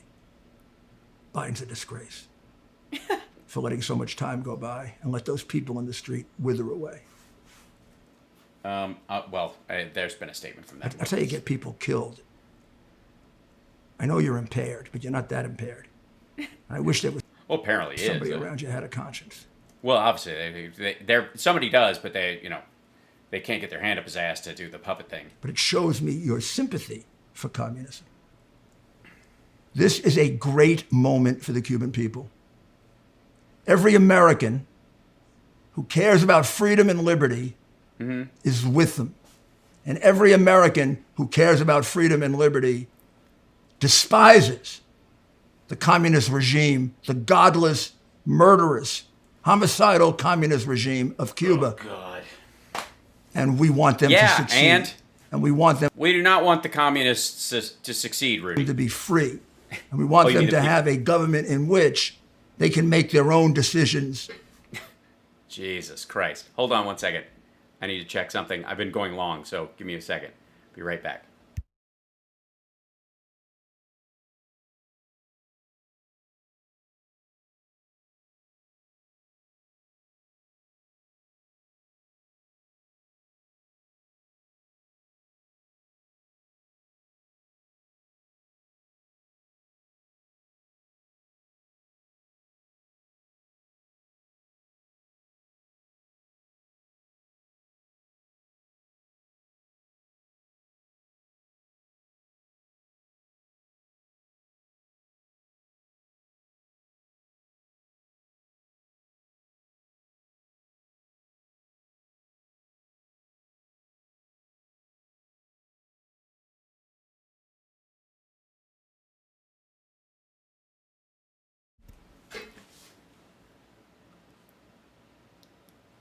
Hi, sorry, I had to check on food for a second for everybody. Whoops, wrong screen. There we go. All right.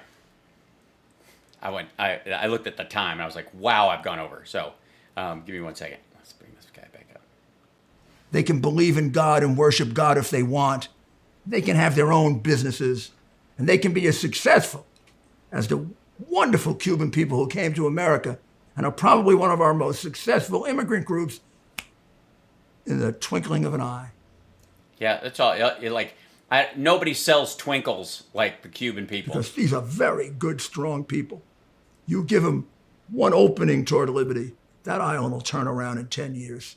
Well, Obama did, dumb fuck, and Trump shut it down. And it'll be another showplace for the wonders that can be done by freedom, democracy. Right, we support those things. Trump shut it down. Why? The rule of law, decency, and capitalism. Thank you. And please, stay in close touch now. We're going through very, very dangerous times. I have a weekly alert also. I may even expand that as they continue to move closer and closer towards socialism. So I keep warning you. Yeah, we'll get part of his weekly Rudy socialism watch. And I'm going to develop a system in which we can notify each other. So stay in. Yeah, it's sort of like an Amber Alert, but with Marxism. Close touch. Stay in close touch with the podcast. Yeah, well, I'll just call to check in with your podcast every so often. At rudyscommonsense.com. The alert right now is on Mondays. We may expand it. I will let you know. And of course, yeah, you're probably going to need at least 3. I'm on WABCradio.com every day between 3 and 4. And then with Dr. Maria Ryan Uncovering the Truth, which has become very, very ridiculous, fucked up, anti-vax. Successful and very interesting show that people seem to really like. And that's between 10 and 11 Eastern time on WABCradio.com. So I think this is a time in which we all have to stay in close touch. Yeah, absolutely. Yeah. You know what? Hold that thought, though. I'm going to have to check my calendar. Shit. I got a lot going on right now. I'm just worried. And I also mean with a lot of my colleagues who are getting to you the information you know, because if you don't get it through us, you're not going to get it. Right. Yeah, definitely. I mean, if I wait on like science and true journalists to give me what you're giving me, Rudy, I'll never get it. And then we could fail, and we don't want to fail. No, we don't want it. We don't want it. We want you to, I mean, I don't care if you fail, but I don't want to fail. We've got to save this country. Well, thank you very much. Thank you for your time. Thank you for your attention. Any questions you have, please contact me. Sure. We'll be back very, very shortly. God bless you, and God bless our great country. Rudy Giuliani's common sense is ready to hit the airwaves. It's a really old picture of me when I was a young man. Oh, yes. And cut to black. That's it. Shit. That was just... Hold on. Let's scroll this guy down. What's happening? Here we go. Let me go back to this. Thanks for... sorry, today was a long show today. Today was a long show today? I can say today as many times as I want. It's a commie thing. Holy hell. Oh. That's just... Anytime we open up the Rudy can of worms, it's bad. That one, I should have known ahead of time, because it was not... Normally they're about a half an hour, and this one was like 53 minutes long. God damn. And he just went off into these cul-de-sacs of bullshit. Thanks, folks, for hanging in there with me. Man, yes, that was painful. Appreciate you guys riding through it. Oh, God. And I do think I'm going to have to... Let's see. Tomorrow's Saturday. I don't think he's on Saturday. Sunday, I have a show at Flappers. Show's still on. We're having a little bit of a dinner gathering for folks that are going to go to the show at 5:30 beforehand. Get in touch with Carl or Ginger if you know that crowd and join us. That'd be lovely. And then we will be live streaming the show once my host and I go on after our special guest, Jay Leno, is actually doing a set. And thanks. Everybody help me buy a building. So become a patron, send all the stars you can send, and super chat, all that fun stuff. Anything you can do to help the show, every little bit helps. I greatly appreciate it. And especially the Venmo thing. If you hold up your phone to that, it should, and you use Venmo in your life, that's one of the ways to do it. You can also use PayPal, paypal.me/HalSparks. Thank you guys so much. I'll let you go. I've been on a long time. This one dragged out. I apologize. I will see you guys tomorrow for the radio show, the HalSparks radio program, Mega Worldwide on WCPT Radio. That's tomorrow, 9 to 11 Pacific time. And I'll see you guys then. Okay, bye. Yay.